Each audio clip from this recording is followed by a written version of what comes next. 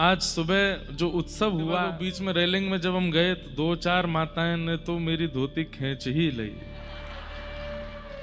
अब मैं उनकी मुख की ओर देख के बोलूं, आपको लग नहीं रहा है कि ये खुल जाएगी? वो फिर भी नहीं छोड़ रही थी। उस समय मुझको बहुत मन में हो रहा था कि कोई कैसे कर सकता है ऐसा। आपको पांव छूने हैं, आपको हमसे कुछ चाहिए, बधाई चाहिए, ठीक है, उसके और भी तरीके हो सकते हैं। आप कुर्ता पकड़ लो, धोती कौन पकड़ता है? बहुत डर डर के जाता था मैं वहां, लेकिन फिर भी जा रहा था। हमारे महाराज जी नहीं आए आज। हमें लगी कि महाराज जी आते तो आनंद कराते आपको भी। अच्छा लेकिन खूब सुख हुआ, खूब आनंद हुआ।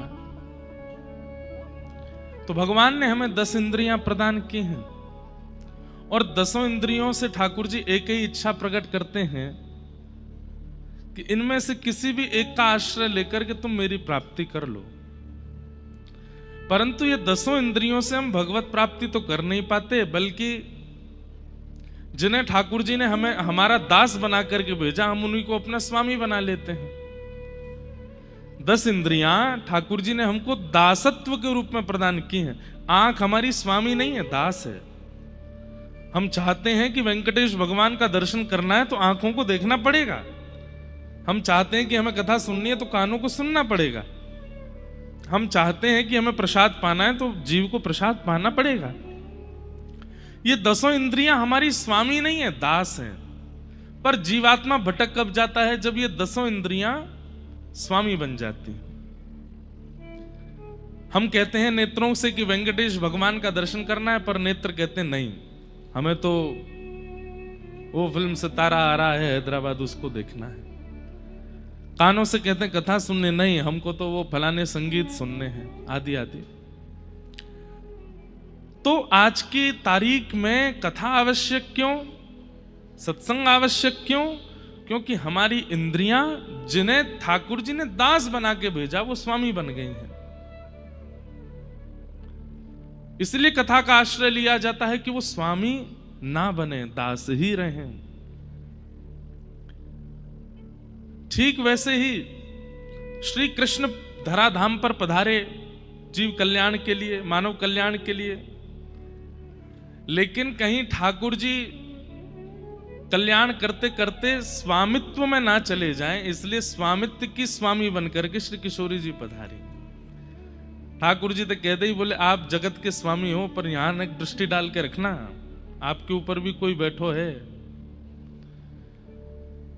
जिस प्रकार हमारी इंद्रियां कथा के माध्यम से स्वामित्व पद को छोड़ के दासत्व स्वीकार करती हैं, वैसे ही व्रजवासी और व्रज में विराजमान साक्षात परमात्मा श्री कृष्ण किशोरी जी के प्रभाव से प्रेम में आतुर रहते हैं, स्वामित्व को स्वीकार नहीं करते।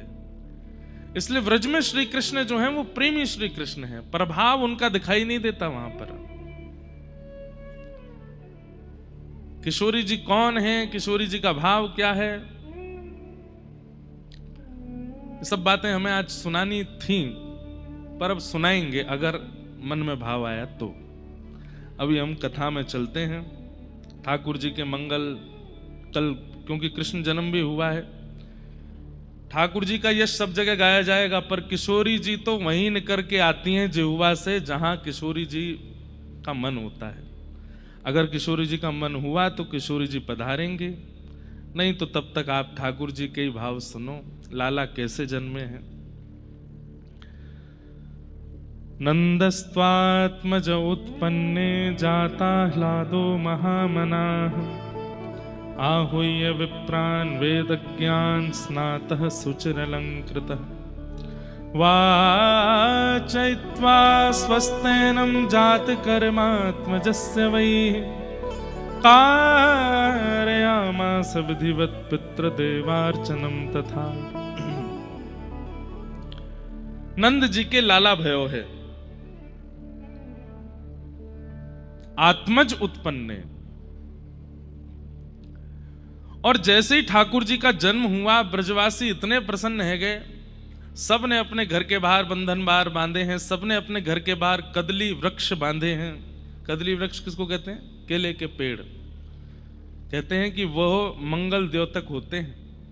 ठाकुर जी का कोई भी उत्सव घर में करना हो, गुब्बारे मत लगाइएगा। ठाकुर जी का कोई भी उत्सव घर में करना हो, कोई व्यवस्था मत कीजिएगा, लेकिन केले के वृक्ष जरूर लगाइएगा, क्योंकि वे मंगल द्योतक होते हैं। आप एक कभी अनुभव कीजिए, केले के वृक्ष खड़े कर दो, अपने आप उस स्थिति में उत्सव प्रकट हो जाता है, लगने लगता है कि यहां कोई मंगल कार्य हो रहा है, इतना मंगल द्योतक होता है।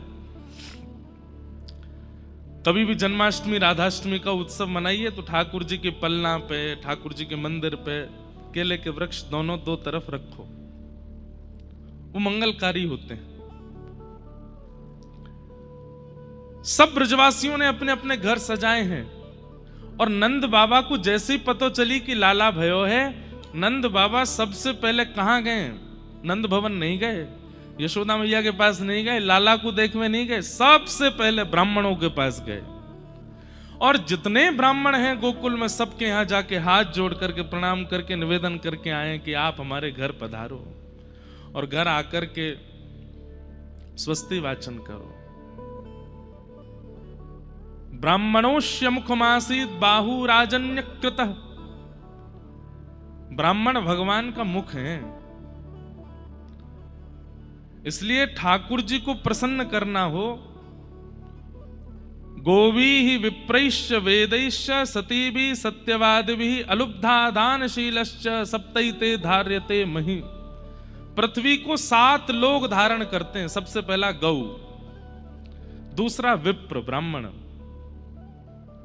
तीसरा वेद, चौथा सती यानी कि पतिव्रता नारी और पत्नीव्रत पुरुष, पांचवा सत्यवादी, अलुब्धा यानी कि लोभ रहित व्यक्ति, और सातवां दानशीलश्च दान करने वाला। ये 7 लोग जब तक पृथ्वी पर हैं तब तक प्रलय नहीं आएगा। जिस दिन एक भी गौ नहीं रहेंगी, एक भी ब्राह्मण नहीं रहेंगे, वेद का वाचन करने वाला कोई नहीं बचेगा, सती नारियां नहीं रहेंगी, पत्नी व्रत पुरुष नहीं रहेंगे, दानी व्यक्ति नहीं बचेंगे, लोभी व्यक्ति खत्म हो जाए, लोभी व्यक्तियों की संख्या अधिक हो जाएगी, उसी दिन प्रलय आ जाएगा। हम लोग बचे हुए हैं इसलिए क्योंकि 7 हैं। नंद बाबा ने ब्राह्मणों से जाकर के कहा कि आप पहले हमारे साथ चलो और घर आकर के स्वस्ति वाचन करो। ब्राह्मणों ने घर आकर के स्वस्ति वाचन किया। आज हमने किशोरी जी के हमारे लाल जी की जो उठी हुई भुजा है ना, ये आधा अंग जो है ये किशोरी जी, और ऐसे जो है ये ठाकुर जी। रास लीला कर रहे थे ठाकुर जी, तो किशोरी जी ऐसे नृत्य कर रही थे, ठाकुर जी ऐसे, दोनों रास करते करते चिन्ह में एक हो गए। तो आधा अंग किशोरी जी का, आधा अंग श्री ठाकुर जी का, श्रीनाथ जी का स्वरूप प्रकट हो गया। तो हमारे गिरधर लाल जी जो वो ऐसे ही हैं, ऐसे कमर पर भुजा है और ऐसे ये भुजा ऊपर है। तो इसलिए आज के दिन जब अभिषेक होता है तो विशेष अभिषेक भुजा का किया जाता है, क्योंकि वो श्री जी की भुजा है। और लाल जी का अभिषेक करने के बाद हमने भी सबसे पहले क्या किया, सब ब्राह्मण आए जितने आ सके, सबसे स्वस्ति वाचन करवाया, सबसे श्री सूक्त का पाठ करवाया, पुरुष सूक्त का पाठ करवाया। उसके बाद लाल जी के चरणों की तुलसी दल सबसे पहली बधाई रूप में सब विप्रों को प्रदान की, और विप्रों ने उसको ग्रहण करने के बाद फिर क्या किया, सब विप्रों ने अपने हाथ में तुलसी और पुष्प लेकर के ठाकुर जी का मंगलाशासन किया। एकमात्र ब्राह्मण हैं जो ठाकुर जी को आशीर्वाद दे सकते हैं कहीं भी, और ठाकुर जी स्वीकार भी करते हैं। नंद बाबा ने जाकर के ब्राह्मणों को बुलाया, ब्राह्मणों ने आकर के स्वस्ति वाचन किया, और स्वस्ति वाचन जब हो गया तब नंद बाबा ब्राह्मणों की आज्ञा से नंद भवन में गए और लाला को जाकर के मुख देखो। अभी तक लाला देखे नहीं है। गौ ब्राह्मण संतों में ऐसी निष्ठा होती है तब ठाकुर जी आते हैं। ठाकुर जी चुन के आते हैं परिवार, ऐसे कहीं ना पहुंच जाए मोह उठा के। ठाकुर जी को जब पता चले ना कि भाई ये परिवार गौ ब्राह्मण संत सेवी है, तब ठाकुर जी उस परिवार को स्वीकार करते हैं। नंद बाबा की कैसी निष्ठा है। कोट वाली दीदी बैठ जाएं,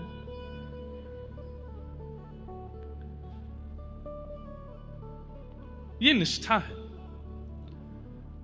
सब ब्रजवासी चारों तरफ से नंद भवन के खड़े हैं और बस भुजा उठा करके बधाई हो कह रहे हैं। नंद बाबा आकर के अटारी से सोने लुटा रहे हैं, चांदी लुटा रहे हैं, रत्न लुटा रहे हैं। सब कह रहे हैं बाबा जी सब नाय चाहिए। बोले तो अपने लाल को दर्श कराए दो, लाला को मुखमंडल दिखाए दो। यशोदा मैया के पास नंद बाबा गए तो यशोदा मैया बोली मुख तो नहीं दिखाऊंगी, चरण दिखा दूंगी। और बाहर लाकर के यशोदा मैया ने केवल लाला के चरण दिखाए। चरण देख करके ऐसे बावले भये सब ब्रजवासी, ऐसे कोमल कोमल चरण श्री ठाकुर जी के। सब कहने लगे मैया नेक दर्शन कराए दे, नेक दिखाए दे, कैसे हो लाला। और जैसे ही मुखमंडल को दर्शन करायो, अभी ठाकुर जी 1-2 दिन के हैं बस। और उस समय बुरा नहीं मानिएगा, नवजात बालक जो होता है ना, उसका रूप आता थोड़ी है, सब एक से ही लगते हैं। कभी आप प्रसूति का गृह में जाकर के देखिए, बालक जन्म लेते हैं सब एक से लगते हैं। हाँ, इंडियन अफ्रीकन में तो अंतर आ सकता है थोड़े बहुत रंग का अंतर लगेगा, लेकिन हाथ, नाक, कान, मुंह सब एक जैसे लगते हैं। कोई रूप ऐसा विशेष प्रकट होता नहीं।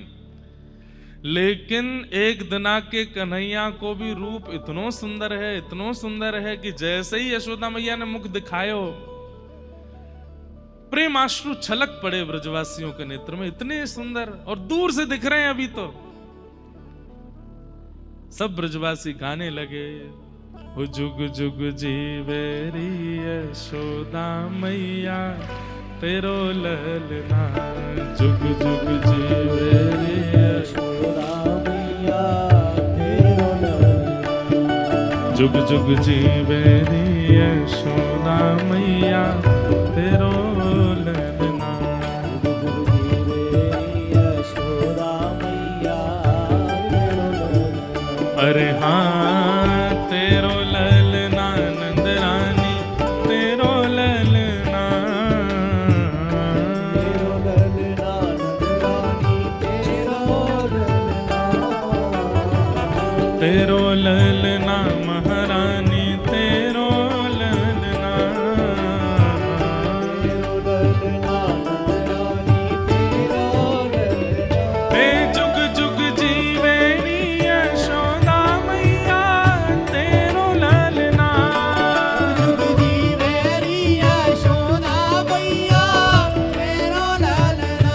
हाँ जुग जुग जीवे री नंद रानी मैया तेरो ललना, जुग जुग जीवे री नंद रानी मैया तेरो ललना। ओ बड़े भागते यशोदा मैया ऐसो सुत तन जायो, भागते यशोदा मैया ऐसो सुत तन। एक बात बताइए, आप में से कितने इनके घर में ठाकुर जी की सेवा चलती है? लड्डू गोपाल जी की सेवा चले सबन के? आप सब यशोदा ही हो, क्योंकि आपके घर लाला विराज रहे हैं। तो ये पंक्ति आप सबके लिए है। अरे बड़े भागते यशोदा मैया ऐसो सुत तन जायो, भागते यशोदा मैया ऐसो सुत तन जायो। ओ पूर्ण ब्रह्म जगत को स्वामी सोते ने गोद खिलायो, पूर्ण ब्रह्म जगत को स्वामी सोते ने गोद खिलायो। हाँ पूर्ण ब्रह्म जगत को स्वामी सोते ने गोद खिलायो, पूर्ण ब्रह्म जगत को स्वामी सोते ने गोद खिलायो। अरे आकू मगवा दे पलनवा तेरो ललना, आकू मगवा दे पलनवा तेरो ललना। अरे जुग जुग जीवे री नंद रानी मैया तेरो ललना, जुग जुग जीवे री नंद रानी मैया। बोले नंद के लाला की।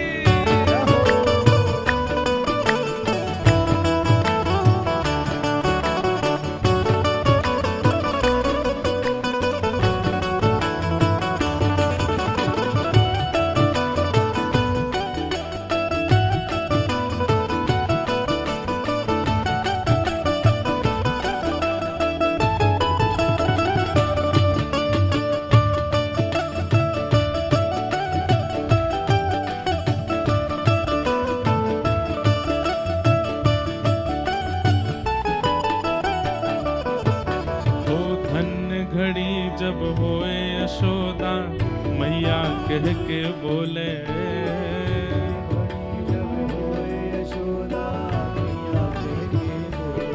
हाँ धन्य घड़ी जब होए यशोदा मैया कह के बोले,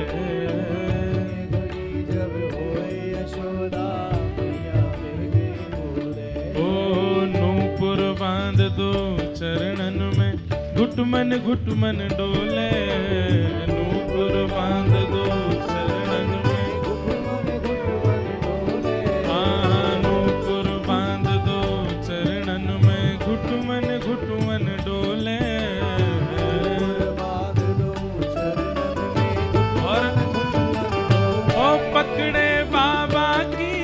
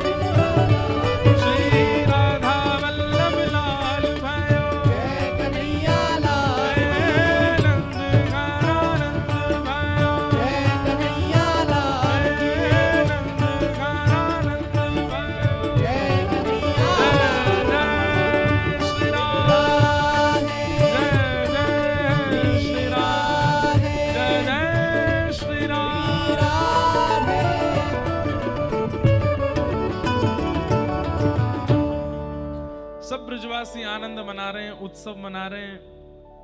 और ऐसा उत्सव मनो महाराज की कब कब में 6 महीना बीत गए, ब्रजवासियों को पता नहीं चली। उत्सव का स्वरूप क्या होता है? जहां देह की स्थिति आपको पता ना चले, जहां पर आप ऐसी ऐसी क्रियाएं करने लग जाएं जो आपने कभी विचार ही नहीं की थी, वो उत्सव होता है।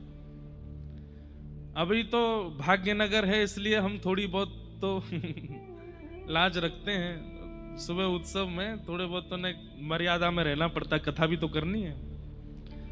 नहीं तो उत्सव तो यूं मानो जहां में नाक मुंह सब एक। वो जो रैंप थी उस पे पन्नी बिछी थी, तो हम इतनी जोर से रिपट रहे थे, 2-4 बार सच में मुंह गिरते गिरते बचे, क्योंकि पैर भी खींच रही थी 2-3 माताएं। मेरे पास उस समय सीसीटीवी कैमरा नहीं था, नहीं तो उनको कैप्चर करके सबको दिखाता, ये थी। तो अब ये ब्रज में होता तो पता है क्या होता? आप लोग जहां खड़े थे, जहां पे वो रैंप, वहां पे फिसल नहीं मार रहे होते सबरे, दूर से दौड़ के आते, रिपट जाते और रिपट करके बोलते बधाई हो। क्या जाता है? हम कथा करने बैठे, थोड़ी देर बाद जब देखते हैं समय तो 7 बज गए, 7:30 हो गए, अब तो कथा विश्राम का समय हो गया। ऐसा अनुभव होने लगता है। क्यों? उत्सव का ये स्वरूप है कि उत्सव में समय भी बहुत जल्दी व्यतीत होने लगता है। कि लीला में आ रहे हैं, इसको ऐसा मानना चाहिए कि व्यक्ति भजन के मार्ग पर चलता है तो कौन कौन सी बाधा आती है? तो सबसे पहली बाधा आती है पूतना। पूतना के बाद कौन आएगा? पूतना के बाद आएगा सक्टासुर, सक्टासुर के बाद आएगा तृणावर्त, तृणावर्त के बाद फिर अघासुर, बकासुर, धेनुकासुर, ये सब राक्षस आते जाएंगे, कालियानाग। ये सब राक्षस कहीं ना कहीं एक संग, मेरा तो ब्याह करा दो याते, इतनी सुंदर, ऐसी उसकी चाल, ऐसी उसकी ढाल, नेत्रों से जब किसी को देखे तो ग्वाल वाल तो मूर्छित है कि गिर रहे हैं, ऐसी सुंदर। सब मोहित हो गए पूतना पर। और केवल गोप ग्वाल मोहित हुए ऐसा नहीं, गोपियां भी मोहित हो रही हैं, आवाल वृद्ध वनिता, सब मोहित। अरे कहां तक कहें, यशोदा मैया मोहित हो गई तो सोचो कितनी सुंदर बन के आई होगी पूतना। नंद भवन में जब उसने प्रवेश किया तो उसके रूप माधुरी को देख करके यशोदा मैया के चित्त में आई, अरे विधाता, तैने कछु साल बाद या को जन्म किया होता तो अपने छोरा को ब्याह यही ते कराती मैं। कैसी सुंदर है, बिल्कुल मेरे लाला की बहू बनवे लायक है। अच्छा, बनावटी लोग जो होते हैं वो रूप भी बना लेते हैं, श्रृंगार भी बना लेते हैं, फिर व्यवहार भी बना लेते हैं, बोली चाली भी ऐसी करेंगे जैसे पुष्प झर रहे हो मुख से। किसी को क्या पता है कि ये जो पुष्प झरे जा रहे हैं इसके भीतर ज्वालामुखी है, जला करके भस्म कर देगी। मोहित हो गए उस पर। अब तो पूतना की चाल ढाल, उठना बैठना बोलना सब यशोदा मैया को लगे या तो पूछ लऊं या कि लाली है कि ना है, ये इतनी सुंदर है या कि लाली इतनी सुंदर तो ना होगी, नेक तो होगी या जैसी बातें अपनी छुरा कर दूंगी ब्याह। अरे आओ बहन, कहां ते आई हो? पास के गांव ते आई हूं आपके लाला को। अच्छा ये बताओ पहले तो ब्याह है गो तुम्हारो? पूतना बोली हाँ ब्याह तो है गो। बालक बच्चे हैं कि नहीं है? नहीं नहीं अभी नहीं है। छोरी हो तो मोए निमंत्रण जरूर दियो।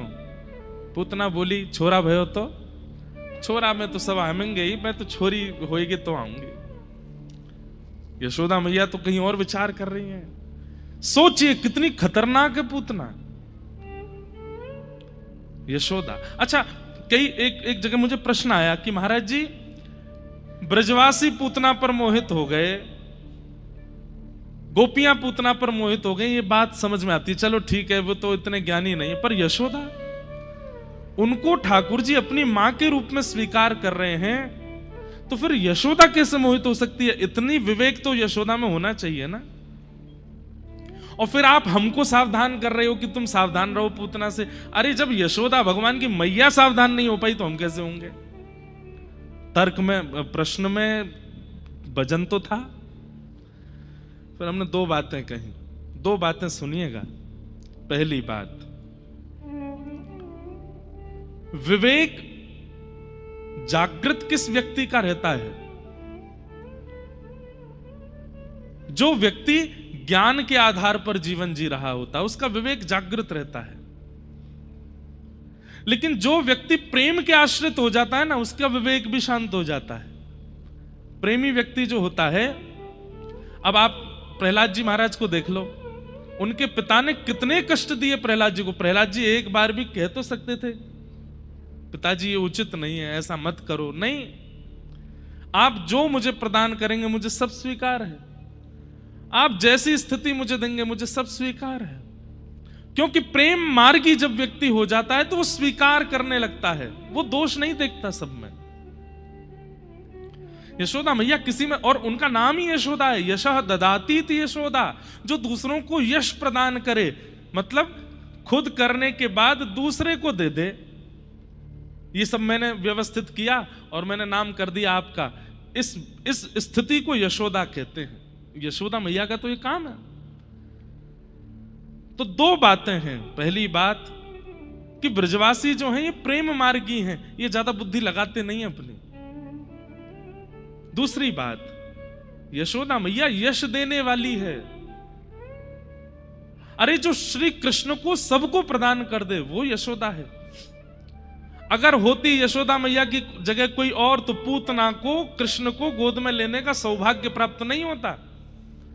बल्कि ऐसा कह दिया जाए तो कोई अतिशयुक्ति नहीं, यशोदा मैया थी तो पूतना का उद्धार हो गया, नहीं तो पूतना का कल्याण नहीं होता। बाहर द्वार पे ही रोक देते अगर कोई और मैया होती तो। खबरदार भीतर मत आना, विवेक जागृत होता तो। लेकिन यशोदा मैया का शायद विवेक जागृत हो गया होगा, पहचान गई होंगी और मन में विचार किया होगा, जब जीव इतना समीप आ गया है तो फिर इसके दोष देख करके वापस क्यों किया जाए, प्रभु की शरणागति करा के इसका उद्धार करा देते हैं ना। ये यशोदा है।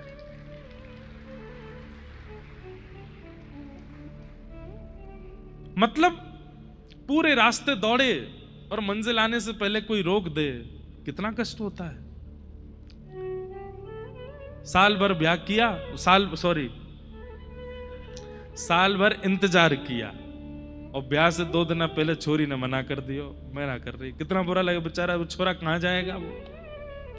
ठीक वैसे ही पूतना जब इतना सब कुछ करके आ चुकी है और ठाकुर जी के इतने समीप पहुंच चुकी है, और विचार कीजिए ठाकुर जी फिर भी दोष देख रहे हैं पूतना में। क्यों? क्योंकि जब पूतना की गोद में ठाकुर जी प्रदान किए गए तो ठाकुर जी ने ऐसे आंख बंद कर ली, लेकिन यशोदा ये आचार्य हैं। आचार्य का काम क्या है? व्यक्ति चाहे कितना भी कुलीन क्यों ना हो, कितना भी अपवित्र क्यों ना हो, परमात्मा को गोद में देना, यह आचार्य का काम है। भले ही ठाकुर जी देखे ना, हमारे श्री रामानुजाचार्य जी महाराज पृथ्वी पर आ नहीं रहे थे, तब ठाकुर जी ने कहा क्यों नहीं जा रहे हो आप? बोले कि पहले मुझे वचन दीजिए। बोले क्या? बोले जिसको दीक्षा मिलेगी उसका उद्धार करना पड़ेगा, उसके दोषों को भुला के तो मैं जाऊंगा। तब श्रीमन नारायण भगवान ने वचन दिया रामानुजाचार्य जी को कि हम वचन देते हैं, आप जिसको शंख चक्र और तिलक प्रदान कर देंगे उसके कितने दोष हैं, मैं ये सब भुला करके उसको शरणागति प्रदान करके उसका कल्याण करूंगा। तो मैं वचन देता हूं। इस वचन पर रामानुजाचार्य जी आए पृथ्वी पर, नहीं तो आ नहीं रहे थे। रामानुजाचार्य जी शेषनाग भगवान है ना, तो शेषनाग भगवान से जब प्रार्थना की तो शेष बोले कि मैं नहीं जा रहा पृथ्वी पे। ठाकुर जी बोले आचार्य की जरूरत है पृथ्वी को, भक्ति नहीं तो लेश हो जाएगा, आपको जाना चाहिए। रामानुजाचार्य जी बोले हम नहीं जाएंगे। बोले क्यों नहीं जाना? आप बहुत दोष देखते हो। आप जीवात्मा पर हम कितना भी मंत्र सुना दें, तिलक लगा दें, शंख चक्र पधरा दें, शरणागति करा दें, आप फिर भी दोष देख करके उसको स्वीकार नहीं करोगे, इसलिए हमको नहीं जाना। तो वचन दीजिए, मैं जिसको तिलक दे दूं, भले ही वो कितना भी दोषी क्यों ना हो, आप उसको शरण प्रदान करोगे। इस वचन पर रामानुजाचार्य जी आए। इसलिए जब आपके माथे पर उर्ध्वपुंड विराजमान होता है, आपके बाहु की भुजा पर शंख चक्र अंकित हो जाते हैं, इसका मतलब क्या है? ठीक उसी समय आपके पूर्व के जितने क्रियाएं थी, इस जन्म की नहीं कितने जन्मों की क्रियाएं थी, उन सबको ठाकुर जी डिलीट कर देते हैं। खत्म, अब नया है ये, अब इस पर मुझे अनुग्रह करना। बस उसके बाद कल्याण ना होने का कारण क्या बन जाता है? गुरु के द्वारा प्रदत्त जो आज्ञा है उसका पालन नहीं करोगे तो फिर भगवत प्राप्ति नहीं होगी। आप कुछ मत करो, बस शरणागति लेने के बाद गुरु आज्ञा और गुरु मंत्र का जाप करने लग जाओ, ठाकुर जी कल्याण करेंगे। तो आचार्य का तो काम है, कितना भी दोष क्यों ना हो जीव के अंदर, उसकी गोद में ठाकुर जी को बैठाना या उसको ठाकुर जी के चरण में पहुंचाना। और यशोदा मैया आचार्य हैं, वो पहचान गई हैं पूतना को, लेकिन विचार कर रही है जब इतनी समीप आई गई है तो फिर यहां तक काय को भगाऊं यार, लाला है गोद में दे करके या को उद्धार करवाए तुम। अच्छा ले तुम्हारा ही लाला है। अब देखो कथा आपको ऐसे समझनी पड़ेगी, लीला तो एक सी चल रही है, पर उस लीला के पीछे के भेद समझाने के लिए हम कभी कभी बाहर जाकर के समझाएंगे। हाँ, लीला वैसी चल रही है। यशोदा मैया बोली अच्छा लो तुम्हारो ही लाला है, गोद में लो। यशोदा मैया ने जैसे ही लाला दिए, पूतना ने गोद में लिए, ठाकुर जी ने अपने आंख बंद कर ली, नहीं देखा। छोटे से ठाकुर जी ने ऐसे आंख पे हाथ धर लिया। इतने में कोई लोग बुलाने आ गए तो यशोदा मैया बाहर चली गई। अब यहां ठाकुर जी की स्थिति देखो, ठाकुर जी ने नेत्रबंद क्यों किए? भाई व्यक्ति मुंह कब फेर लेता है? जब नाराज होता है। कोई आपसे कहे कि मैं आपसे बहुत नाराज हूं और फिर भी आपको देखे ही जा रहा है, तो इसका मतलब अभी नाराज कम है, समझा लो, बात कर लो। लेकिन कोई कहे कि मैं बहुत नाराज हूं और फिर ऐसे बैठ जाए या कहीं चला जाए या दिखे ना, जब तुम सामने आ जाओ तो नीचे, तो समझ जाओ सच में नाराज है, नजर ही नहीं मिला रहा है। ठाकुर जी ने अपने नेत्र बंद कर लिए। इसका मतलब क्या है? बाकी राक्षसों का उद्धार भी ठाकुर जी करते हैं, पर पूतना से तो ठाकुर जी नाराज हो गए। क्यों?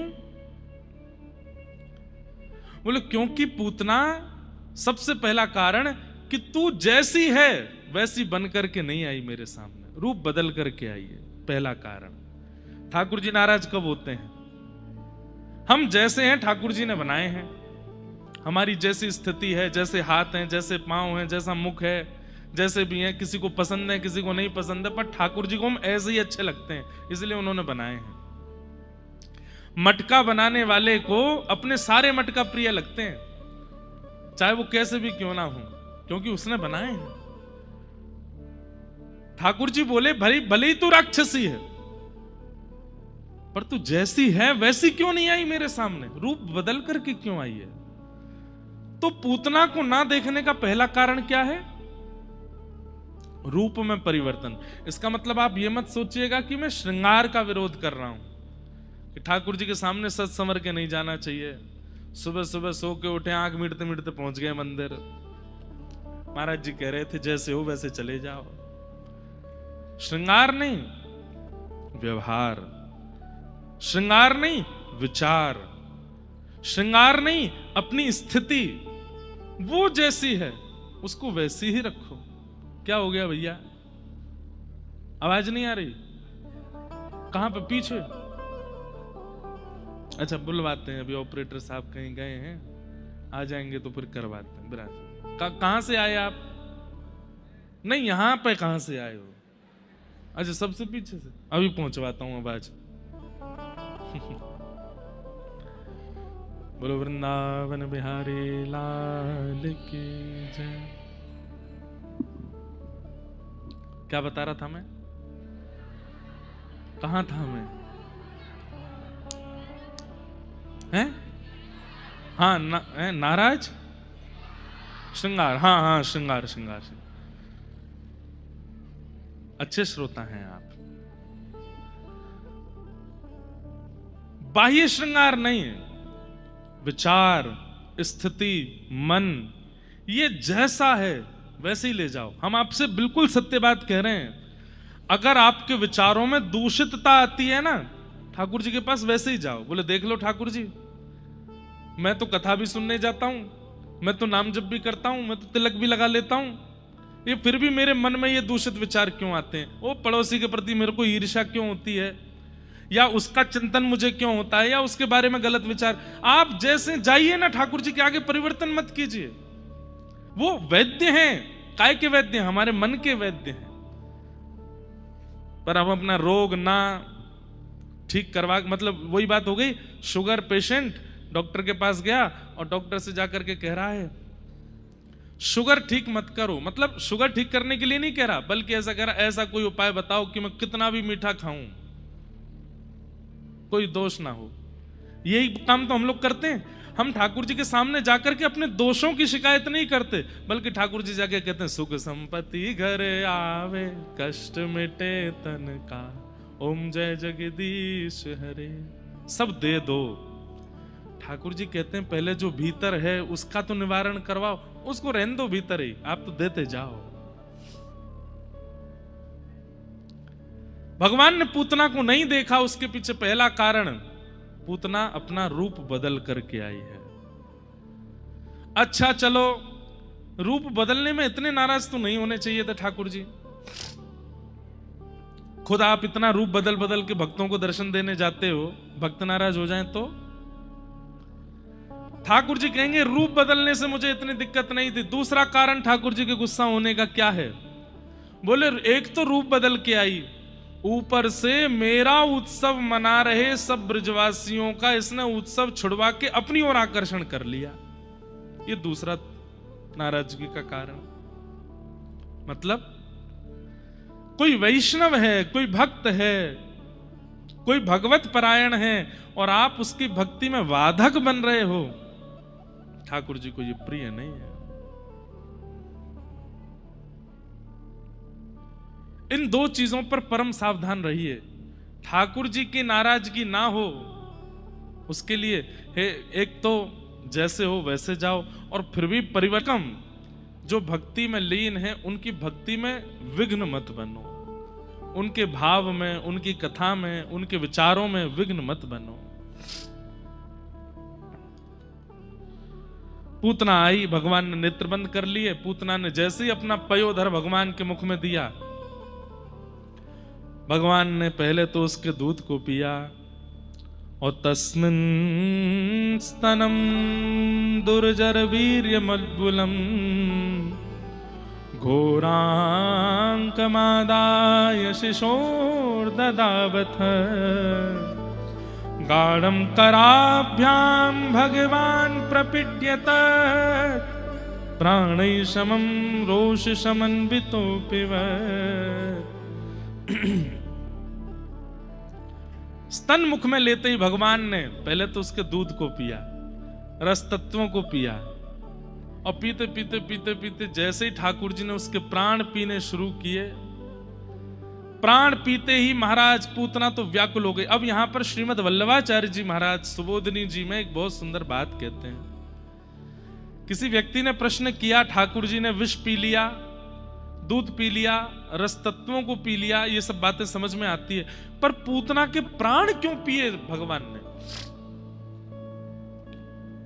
प्राण हरण किए जाते हैं और उसके लिए ठाकुर जी मुष्टिक प्रहार कर देते, पादप प्रहार कर देते, कुछ भी कर लेते, पर पयोधर से प्राणों को क्यों पी रहे हैं?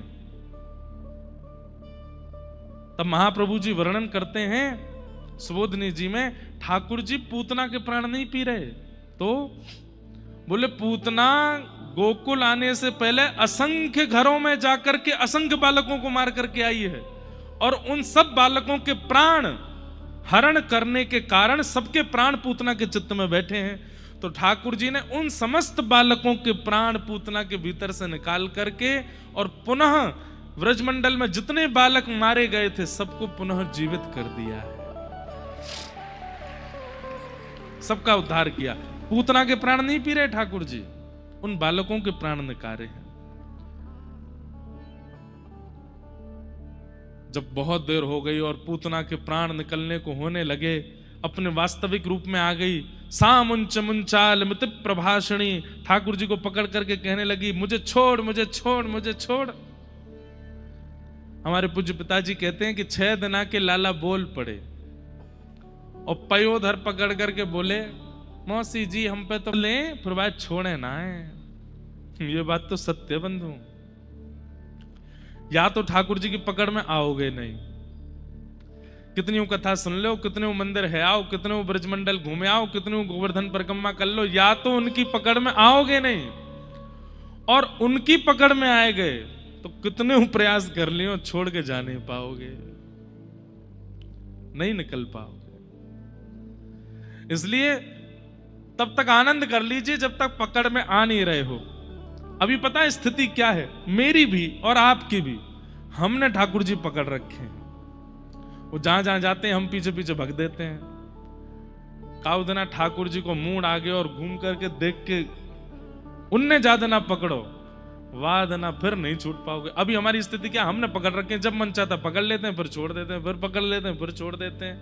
लेकिन जिस दिन ठाकुर जी ने पकड़ लियो, ज्यादा ना उनने पकड़ लियो, फिर नहीं छूट पाओगे। और वो पकड़ते नहीं है सबको, ये बात है, सब पर उनकी दृष्टि जाती नहीं है। मीराबाई का एक पद है, मुझे कोई लिख के देगी आज, और मैं गाता ही हूं कथा में। मैं तो गोविंद रा गुण गासूं, राणा जी रूठे तो मने काई कर से। मैं तो गोविंद रा गुण गासूं, राणा जी रूठे तो मने काई कर। मैं तो गोविंद रा गुण गासूं, राणा जी रूठे तो मने काय करसूं। मैं तो गोविंद रा गुण गासूं, राणा जी रूठे तो मने। ये वो बोल रही है जिसको ठाकुर जी ने पकड़ लिया है। अरे राजा का डर किसको नहीं होता, मृत्यु का भय किसको नहीं होता, विष का भय किसको नहीं होता, सबको होता है। और जिसको ठाकुर जी पकड़ लेते हैं उसको फिर किसी का भय नहीं होता। मीराबाई से कहा तुम कीर्तन भजन मत गाया करो, राणा को अच्छा नहीं लगता है। आपके देवर मीराबाई पर अभी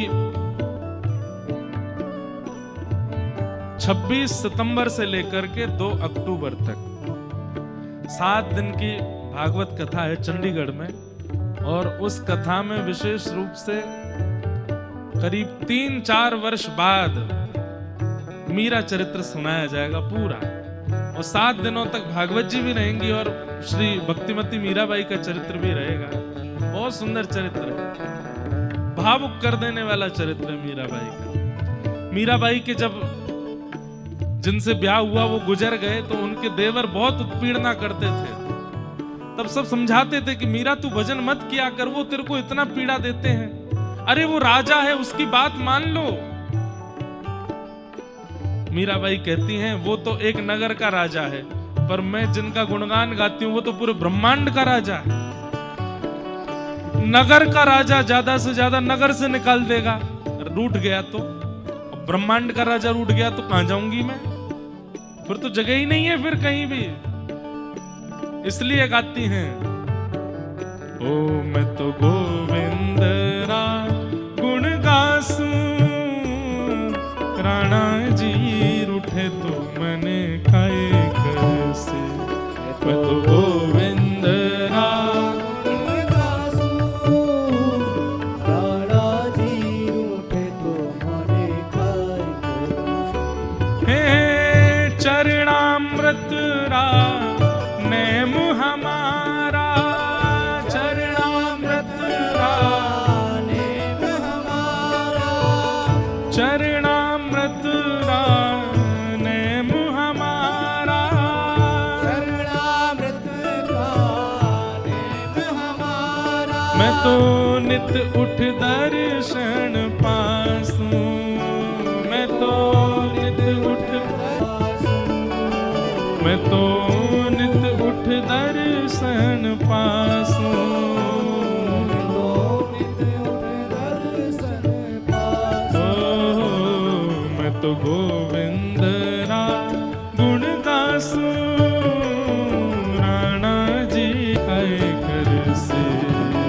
गोविंद रा गुण गासूं, राणा जी रूठे तो मने काय करसे। मैं तो गोविंद रा गुण गासूं, राणा जी रूठे तो मने काय करसे।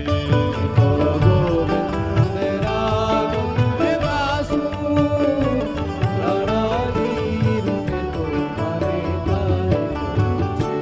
हे राम नाम रा जहाज चला स्या, राम नाम रा जहाज चला सा, कृष्ण नाम रा जहाज चला स्या, कृष्ण नाम रा जहाज चला। ओ मैं तो भव सागर तर जासूं, मैं तो भव सागर तर जासूं।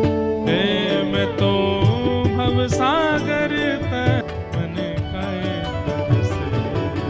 गोविंद रा गुण गासूं, राणा जी मैं तो गोविंद रा गुण गासूं, राणा जी रूठे तो मने नहीं पाएंगे। सामुंच मुंचाल मति प्रभाषणी पूतना का, सामुंच मुंचाल मति प्रभाषणी पूतना का प्राण पकड़ लिए ठाकुर जी ने। और विशाल विकराल स्वरूप धारण करके पूतना नंद भवन के पीछे गिर पड़ी और उसका वध हो गया। बोल पूतना मर्दन भगवान की। 6 दिन आके ठाकुर जी ने पूतना मार दी। ब्रजवासी सब दौड़े, इतनी जोर की आवाज कहां थे भैया, जाए करके देखो तो पूतना मरी पड़ी है और वाके पयोधर के ऊपर ठाकुर जी पौड़े हैं। ब्रजवासी ने ऊपर चढ़ के लाला उतारे और लेकर के गए सीधे गौशाला। गौमूत्रेण स्नापित्वा पुनर्गौरज सार्भकम रक्षम चक्षुषशाकृता द्वादशांगेषु नामिभिः। भगवान को गौशाला ले जाकर के गौ खुर के रज से 12 अंगों पर तिलक किया, गौमूत्र से स्नान करा के गौ पुच्छ से झाड़ा लगाया। भगवान ने पूतना को मातृगति प्रदान की। ठाकुर जी धीरे धीरे अब 3 महीना के है गए। 3 महीना के लाला जैसे ही भय पहली बार करवट ली तो ठाकुर जी का करवट उत्सव मनाया गया। लाला ने करवट ली है, पूरे ब्रजमंडल में न्योता भिजवाई दियो। नंदरानी मैया ने अपने घर में कोई चूल्हो नहीं चेताएगो, क्यों? लाला को जन्म भयो है, सबको यहीं आए के भोजन प्रसाद पानो है। और आज लाला ने करवट ली है तो वाह उपलक्ष्य में सब लोग आओ। अच्छा एक बात बताएं, जब बहुत उत्सुकता चित्त में होती है ना तो एक एक स्थिति देखी जाती है। ब्रजवासी इतने प्रतीक्षा में हैं, लाला कब बड़ो होएगो और कब बड़ो है करके हमारो नाम बोलेगो, हमारी गोद में आवेगो, चल के हमारे घर आ जाएगो, हमारे बालकन के संग खेलेगो, या कि चाल कैसी होगी, या कि आवाज कैसी होगी, या कि आंख कैसे टिमटिमाएंगी, ये बोलेगो कैसे, हंसेगो कैसे, सब प्रतीक्षा कर रहे हैं उसकी। इसलिए ब्रजवासी रोज जाते हैं और नंद भवन में जाकर करके बैठ जाए, बोले मैया आज कछु कियो लाला ने? अब तो कछु ना कियो। एक दिन एक ब्रजवासी गयो तो मैया बोली आज लाला ने करवट बदली है। वहां ने पूरे महाराज हल्ला मचा दियो ब्रजमंडल में, अरे भैया सुनो सुनो सबरे सुनो। बोले कहा भयो? नंद के लाला ने। बोले अरे बता तो कहा भयो? बोले नंद के लाला ने। बोले कहा? करवट लइए आज। ब्रजवासी इतने खुश है गए, बोले अब करवट लइए, बस कछु दिना और फिर तो लाला बैठन लगेगो। और गदमदरा से ठाकुर जी कैसे गदमदरा से, और इतने प्यारे हैं, इतने प्यारे हैं कि गोपी तो दूरते ही मिसमिसाती सी हमें बोली नेक मिल जाए हमें एक बार। और सबरी जामे यशोदा मैया के पास, लाला खिलखिलाते भाई। यशोदा मैया बड़े भाव से श्रृंगार करे लाला को, इतनो सुंदर सजावे। गोपी यशोदा मैया के सामने तो नेक नेक ऐसे करते हैं, अरे मैया कितनो प्यार हो, यहाँ के पाम कितने सुंदर है, यहाँ के हाथ कितने सुंदर है। और जैसी मैया नेक इधर उधर कहीं जावे, गोपी जोड़ते हाथ पकड़ ले, बोले ऐसा मन करे नेक पकड़ के या को अंक में भर लूं अपने, इतनो प्यार हो लाला। हमारे ब्रज में एक रसिया गाते हैं, खा जाऊं तेरो गाल बड़ो मीठो, खा जाऊं तेरो।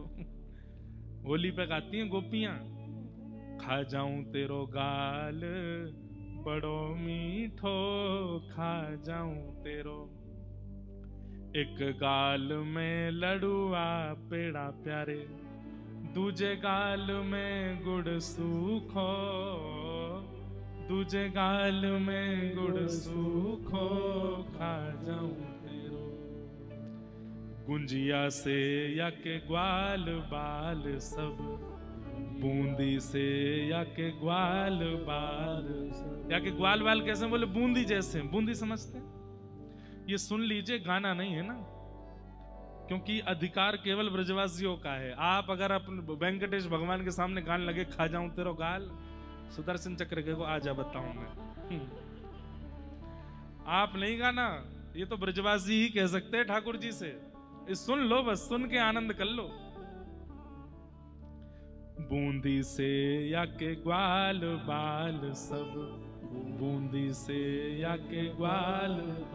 और लड़ुआ सो लाल बड़ो नीको, लड़ुआ सो लाल बड़ो नीको। अरे खा जाऊं तेरो, खा जाऊं तेरो गाल बड़ो मीठो, खा जाऊं तेरो, खा जाऊं तेरो गाल बड़ो मीठो। और हमने तो एक पंक्ति सुनी, आगे की तो मैंने खुद लिख दी है हमें। गुंजिया से या के नैन विराजे, गुंजिया से या के नैन। ठाकुर जी के नेत्र कैसे हैं? बोले गुंजिया जैसे हैं। गुंजिया खाइए। गुंजिया से या के नैन विराजे, गुंजिया से या के नैन। और जलेबी सो लाला बड़ो सीधो, जलेबी सो लाला बड़ो सीधो, अरे खा जाऊं तेरो। हमारे ब्रज में जब होली होती है ना, ये गारी है ब्रज की। क्या है? गारी। इसको कहते हैं इनडायरेक्ट वे में गाली देना। सीधे सीधे तो बोल नहीं रहे, सीधे सीधे भी गाली पड़ती है, पर वो आप सुन नहीं सकते, हम बोल भी नहीं सकते। लेकिन अब एक गारी और है। मुकुट धर सांवरे रे लाला, दोए बापन के जाए। दो पिताजी हैं इनके। कौन? एक द्वारिका में बसे रे लाला, दूजे गोकुल राय। मुकुट धर सांवरे लाला। कल सुनाएंगे, कल विवाह है ना ठाकुर जी का, कल ये वाली गारी सुनाएंगे। बहुत सुंदर है। इनकी बहन कैसी है, इनकी मैया कैसी है, सबके ऊपर गारी है। तो लाला कैसे हैं? अरे आप गोपियों की बात छोड़ो, आप कहोगे महाराज जी आपने रसिया गा करके ठाकुर जी के गाल खाने की बात कही, शास्त्रीय बात बताऊं? चलो सुनो। जैसे ही ध्रुव जी के सामने ठाकुर जी प्रकट हुए, भागवत जी में कहते हैं, जैसे ही ध्रुव जी के सामने ठाकुर जी प्रकट हुए, तो ध्रुव जी महाराज दूर से ठाकुर जी को देख रहे हैं और कुछ कह नहीं रहे। और पता क्या कर रहे हैं? जैसे मुंह में पानी आ जाता है ना, ऐसे छोटे से ध्रुव जी कर रहे हैं। कितने साल के हैं ध्रुव जी? 5 साल के हैं बस। 5 साल के ध्रुव जी महाराज के मुंह में पानी आ रहा ठाकुर जी को देख करके। और ध्रुव जी मन में क्या सोच रहे हैं? बोले कि एक तो ये नीचे गरुण जी खड़े हैं, ऊपर से ये हाथ में शंख चक्र गदा पद्म लेकर के। अब 5 साल का बालक तो डरेगा ना, इतना विशाल गरुड़ खड़ा है, हाथ में शंख चक्र लेकर के ठाकुर जी खड़े हैं। तो ध्रुव जी महाराज मन में सोच रहे हैं कि एक तो ये नीचे गरुण जी खड़े हैं और ऊपर से शंख चक्र बिल्कुल तैयार, बिल्कुल जैसे मानो कोई को सर धरते अलग ही कर देंगे। अगर गरुण जी और शंख चक्र हटा दिए जाएं तो मेरे मन में क्या आ रहा है? तो ध्रुव जी कहते हैं, आहा तद्दर्शनेनागत साध्वसच्छिता, ववन्दतांगं विनमय्य दण्डवत्, दृग्भ्यां प्रपश्यन् प्रपिपान्निवार्भकं, चुम्बन्निवास्येन भुजैर्लिवाश्लिशन्। ध्रुव जी के मन में आ रहा है, दंडवत प्रणाम करने के बाद, अपने नेत्रों से ठाकुर जी को देखने के बाद ध्रुव जी के नेत्र अटक गए। बोले कहां अटके हैं? बोले श्री हरि के गालों पे। और ध्रुव जी कह रहे हैं ये गुलाब जामुन जैसे गाल कितने अच्छे हैं इनके। अगर ये गरुण जी और ये शंख चक्र नेक दूर रह जाए तो मैं इनकी गोद में चढ़ के इनके गाल खा जाऊंगा, इतने प्यारे लग रहे हैं। तो गोपियां कह रही हैं खा जाऊं तेरो गाल बड़ो मीठो, और उन गोपियों पे आप लोग फिर संशय करने लगते हो, ब्रज की गोपियां ठाकुर जी को ऐसी नजरों से क्यों देखती हैं? अरे ठाकुर जी का रूप है ही ऐसा। 5 वर्ष का जब ध्रुव ऐसे मन में भाव ला सकता है तो गोपियां क्यों नहीं? सोचो। इसलिए ठाकुर जी से मिलवे जाओ तो मीठा आदि पहले से पाके जाना, तो कहीं इच्छा नहीं हो जाए, क्योंकि ठाकुर जी इतने मीठे लगेंगे, उनके रूप माधुरी को देख करके कहीं आपकी इच्छा नहीं हो जाए। गोपियां सब कोई लाला के गाल खींच रही है, कोई हाथ खींच रही है, कोई पाम खींच रही है। थोड़ी देर में ठाकुर जी ने अपने सब मोती वोती तो फेंक दिए और जोर जोर से रोने लगे, चिड़चिड़ा गए ठाकुर जी। यशोदा मैया आई, हटो सबरी। लाला के नीले नीले गाल गुलाबी कर दिए, खींच खींच के, दबा दबा के। मैया बोली चलो हटो सबरी, मैं लेके जाऊं। और ठाकुर जी को लेकर के यशोदा मैया नंद भवन के पीछे एक बैलगाड़ी के नीचे कपड़ा बांध के झूला बनाया, मां सुवाई दिए। और थोड़ी देर वहीं बैठी रही, मेरे लाला को नींद आ जाए। और जैसे ठाकुर जी के नेत्र बंद भये हैं, सोए हैं ठाकुर जी, मैया बोली अब लाला सो गए, अब मैं देख लूं सब गोपीन ने, इतने गोप ग्वाल आए हैं, सब भोजन करा दूं। जैसे मैया उठ करके गई इतने में सक्टासुर नाम का एक दैत्य आ गया। सकट कहते हैं बैलगाड़ी को, और उसके ऊपर आकर के जो असुर बैठा उसका नाम पड़ा सक्टासुर। नीचे ठाकुर जी थे। ठाकुर जी ने मन में विचार किया, मैया मैं अकेला छोड़ के चली गई, बड़े बड़े योगी बड़े बड़े तपस्वी मेरो ध्यान धरें और मैं तेरे घर लाला बन के आया, तुम मुझको अकेला छोड़ के चली गई। एक बात याद रखिएगा बंधुओं, ठाकुर जी अटेंशन सीकर हैं। उनके विचार किए बिना आप कोई क्रिया करते हैं, ठाकुर जी को बहुत पीड़ा होती है। ठाकुर जी कहते हैं मैं ब्रह्मांड नायक सब छोड़ के तेरे घर में बैठा हूं और तो सब काम करवे के काजे, दादी हैं, दादा हैं, नानी है, नाना है, पिताजी, मैया, मैं ऐसे ही छोड़ जाए। सबसे पहले घर से दूर जावे को इच्छा होवे तो मैं अकेला छोड़ के जाऊं। देखो ठाकुर जी को लेके नहीं जाना चाहिए सब जगह पर, ठाकुर जी की उचित व्यवस्था करके जानी चाहिए। और अगर संग भी लेके जाते हैं तो ऐसे लेके जाना चाहिए कि ठाकुर जी, जैसे हम अपने लाल जी को लेके चलते हैं, पूरी व्यवस्था संग चलती है, उसके लिए हमारा 4 गुना 5 गुना खर्चा होता है, लेकिन भाई लाल जी की सुख के लिए तो है सब। ठाकुर जी आपसे दूर नहीं रहना चाहते, आप रह लेते हो उनसे दूर, वो नहीं रह पाते आपसे दूर। इसलिए ठाकुर जी के अधिकतर समीप रहो, और जहां लगता हो कि जाने का कोई अभिप्राय नहीं, वहां जाओ भी मत, ठाकुर जी से दूर मत जाओ, उनके पास ही रहो। यशोदा मैया जैसे ही अंदर गई, ठाकुर जी बोले मैया अभी बताऊं तो मुझे छोड़ के चली गई। इतने में ठाकुर जी ने एक पाम लंबो किया, तभी देखी सक्टासुर भी बैठो है, दोनों काम है जाएंगे, मैया आ जाएगी, राक्षस मर जाएगा। और अपना पाम लंबो करके ठाकुर जी ने ऐसे करके जैसे ही मारी तक करके 2 बार बैलगाड़ी ऐसे घूम गई और सक्टासुर को वध है गयो। उसके ऊपर इतने सारे मटकी रखी थी, उनमें दूध घी दही आदि सब रखा था, सब फूट गए और सक्टासुर का वध। जोर की आवाज हुई, यशोदा मैया दौड़ी, सब ब्रजवासी दौड़े तो देखे बैलगाड़ी टूटी पड़ी है, मटकी सब फूटी पड़ी है, एक असुर मरो पड़ो और ठाकुर जी बीच दही में और घी में ऐसे खेल रहे हैं, अपने हाथ मार रहे हैं, लेटे हैं, अभी बैठनो आवे ना है ठाकुर जी थे।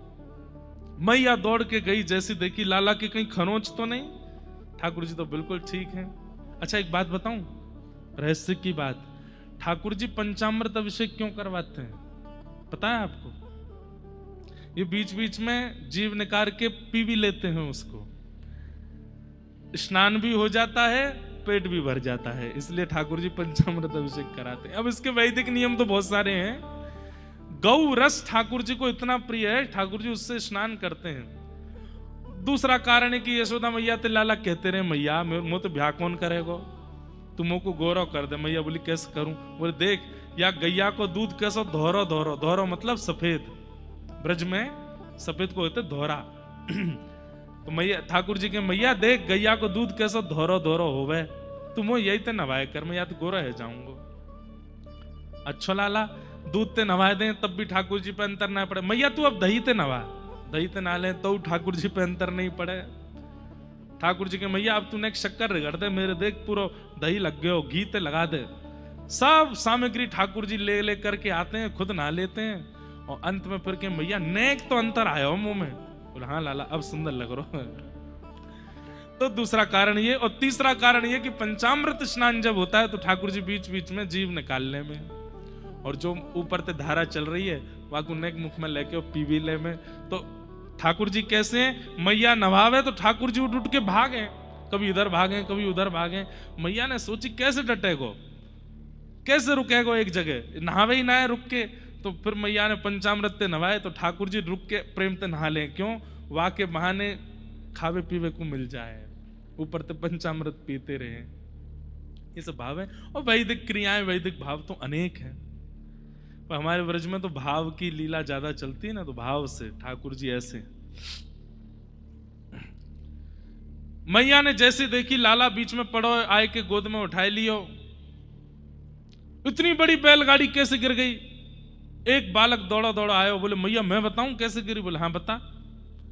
मैया मैं दूर से देख रहा हूं तेरे लाला है, तेरे लाला ने इतना लंबो पाम कियो अपनो, और मैया और लंबो है तो गयो, और लंबो है तो गयो, और लंबो है तो गयो। और इतना लंबा यहाँ को पाम है गो, और यानी यो करके तकते मारी, सोई बैलगाड़ी पलट गई, गिर गई मैया। सब लोग उस बालक को ऐसे देखने लगे, कितना झूठ बोल रहा है।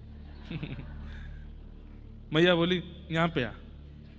हाँ मैया, मैया ने एक दिया वाके झूठ बोला नेक सो लाला, यहाँ इतनी चिंता है रही है सबन ने, तो यहाँ मजाक करवे की पड़ रही है।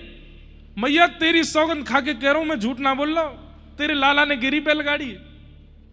मैया बोली फिर ते आ यहाँ पे। इतने तो भाज गो।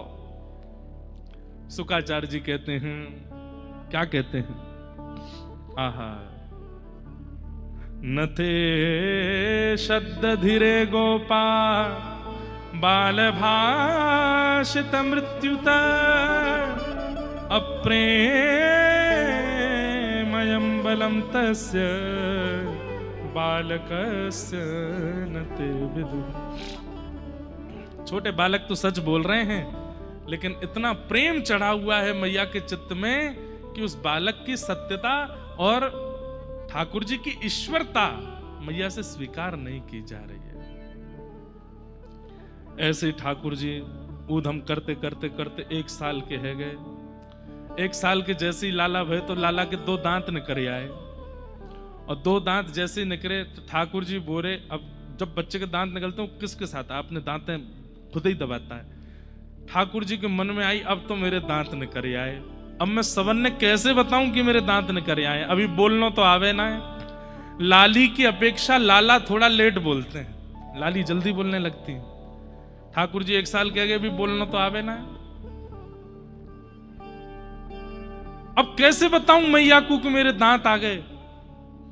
बगल में दाऊ दादा बैठे, दाऊ दादा को हाथ उठाया, उठाए करके अपने मुंह में लेके जोर से काट गए, और जैसे ही काटे यस दाऊ दादा चिल्ला मैया मैया मैया मैया काट गो काट गो काट गो।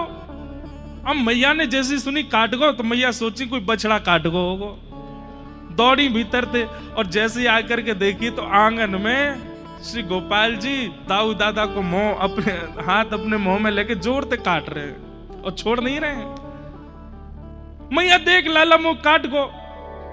यशोदा मैया ने जैसी देखी हैं, आए करके हाथ हटायो, बलराम जी अपना हाथ देख रहे हैं, और यशोदा मैया होठ उठा उठा के लाला के मुंह देख रही, अरे मेरे लाला के तो दतुइयां आ गई, अरे मेरे लाला के तो दांत आए गए हैं, मेरे लाला के तो 2 दतुइयां निकल आई। मैया तो गई जाए करके बोली ढोल बजाओ नगाड़े बजाओ उत्सव मनाओ। बोले कौन को उत्सव? बोले दंतावली प्रकट उत्सव होएगो, लाला के दांत निकल आए। दाऊ दादा बोले मेरा हाथ काट गो, यहाँ उत्सव मनो है। हाँ ले लेंगे विराज जाओ, ले लेंगे। इधर देखो,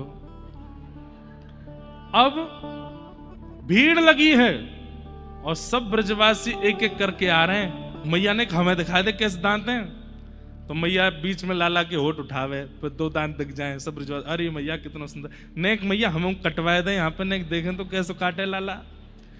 इतना प्रेम है ठाकुर जी से। आहा, सब ब्रजवासी आनंद कर रहे हैं। मैया लाला को लेकर के घूमती है, नाचती है, आनंद करती है, सब क्रिया करती है। ठाकुर जी ने सबसे पहले शब्द का उच्चारण किया। मैया गोद में लेकर के बोली लाला बोल मैया। ठाकुर जी नहीं बोले। नंद बाबू बोले मोए दो, मेरा नाम बोलेगो। लाला बोल बाबा। ठाकुर जी नहीं बोले। बलराम जी अपनी गोद में लगे, बोले लाला बोल भैया, नहीं बोले। इतने में ही गौशाला की एक गैया निकल आई बाहर, सो ठाकुर जी उंगली करके बोले गैया, और जैसे ही गैया बोली है यशोदा मैया बोली लाला दोबारा बोलियो, कहा बोली तेने? बोले गैया।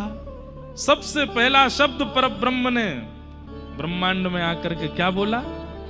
गैया। गैया शब्द बोले हैं सबसे पहले। कितनी प्रिय है ठाकुर जी को गाय। आप कभी बाल लीला सुनेंगे ना, बिना गैया के कृष्ण लीला है ही नहीं। हर मोड़ पर, हर पड़ाव पर आपको गौ दिखाई देगी। इतना प्रेम प्रीति करते हैं ठाकुर जी गैया से।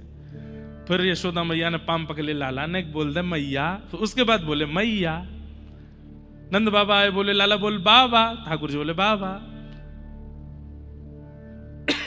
बलराम जी बोले लाला बोल दादा, ठाकुर जी बोले दादा, सबको नाम बोले। अब तो फिर तो भीड़ लग गई, अब सबरे आकर के अपना नाम बुलवा रहे हैं, लाला बोल मधुमंगल। ठाकुर जी मधुमंगल की ओर, अच्छा मधुमंगल सीधामा सब ठाकुर जी से खूब बड़े हैं उम्र में। ठाकुर जी मुंह की ओर देखें और मुंह बना करके बोल रहे हैं, दारी के अभी बोलना सीखो हूं मैं, इतना बड़ा नाम कैसे बोलूंगा, कि छोटे छोटे नाम बुलवाओ। इतने में सीधामा, लाला बोल सीधामा, ठाकुर जी बोले सीधामा, सीधामा बोल गए, मधुमंगल नहीं बोलो। फिर कहा भयो सब सखान ने अपने छोटे छोटे नाम रख लिए, तन सुखा, मन सुखा, धन सुखा, सुबल तोक, ये सब ठाकुर जी के सखा भय। सब ऐसी लीला ठाकुर जी कर रहे हैं। अब धीमे धीमे ठाकुर जी चलन लगे, और जैसे ही चलन लगे मैया ने लाए करके नूपुर पहनाए दिए ठाकुर जी के चरणन में, छम छम करते भय ठाकुर जी पूरे आंगन में डोल रहे हैं। ऐसी अद्भुत लीला कर रहे हैं। मैया ताल बजावे और ठाकुर जी ठुमक ठुमक करके नृत्य कर रहे हैं। नृत्य करते हैं, गाते हैं, बतियाते हैं, ऊधम मचाते हैं। अभी ठाकुर जी की धीमे धीमे लीलाएं शुरू हुई हैं और उन लीलाओं का अनुभव सब कर रहे हैं। ऐसी लाल जी की मधुर लीला है। फ्लो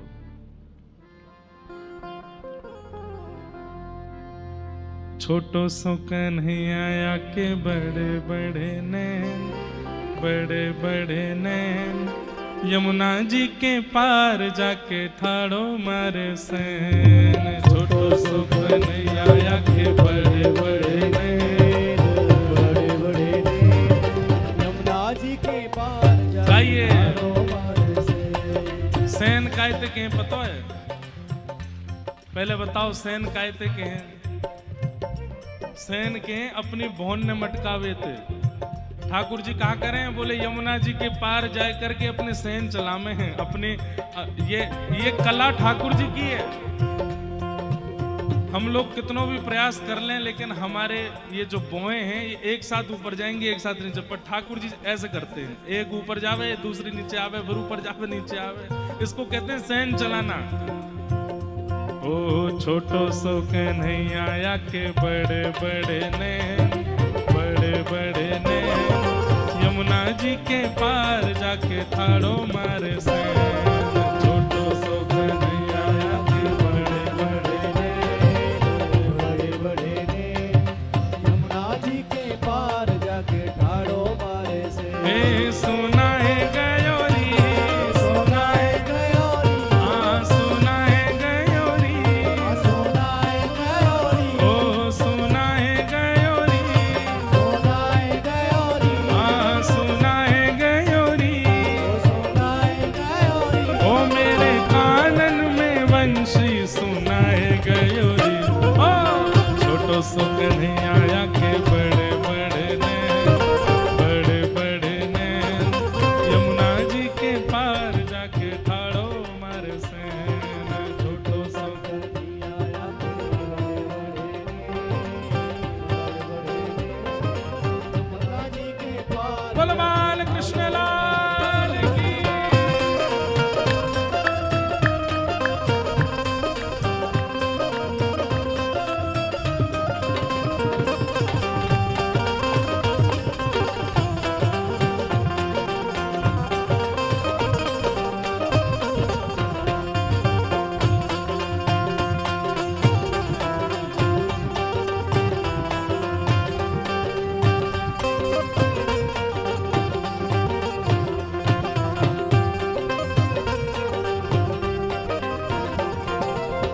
सोई रही अंगना में, हाँ मैं तो गई यमुना में भरन को गागर। मैं तो गई यमुना में भरन को गागर, मैं तो गई यमुना में भरन को गागर, मैं तो गई यमुना में भरन को गागर। पीछे ते आए गए नटवर नागर, पीछे ते आए गए, पीछे ते आए गए नटवर नागर, पीछे ते आए गए नटवर नागर। भिगोए गयोरी, भिगोए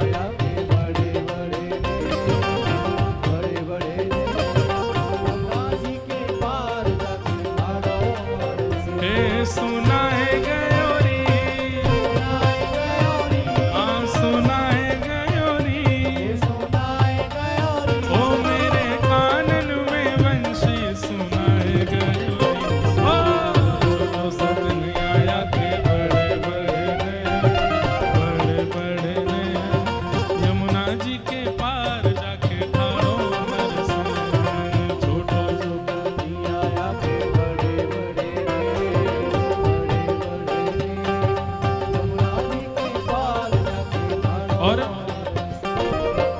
अब कैसे कैसी लीला करने लगे। अड़ के खड़ो है मेरी गैल में आके, अड़ के खड़ो है मेरी गैल में आके। गैल मतलब रास्ता, अड़ के खड़ो है मेरी गैल में आके, अड़ के खड़ो है मांगे दधी दान नहीं जान देवे आगे, मांगे दधी दान मांगे दधी दान नहीं जान देवे आगे। गोपी दही लेके जा रही है, ठाकुर जी कह रहे हैं दान दे जाओ। काय बात को दान? बोली ये मार्ग हमारे बाबा ने बनवाया हो या हमारे या को कर देना पड़ेगा। गोपी बोली ना दूंगी तो? बोले ना दोगी? बोले नहीं दूंगी। ठाकुर जी बोले तो फिर देखो। कहा कियो? अरे खाए गयोरी, हाँ खाए गयोरी, हाँ खाए गयोरी, ओ खाए गयोरी, हाँ खाए गयोरी, ओ खाए गयोरी, हाँ खाए गयोरी, ओ मेरी मटकी को लूट लूट खाए गयोरी। ओ छोटो सट नहीं आया के बड़े बड़े नैन, बड़े बड़े नैन, यमुना जी के पार जाके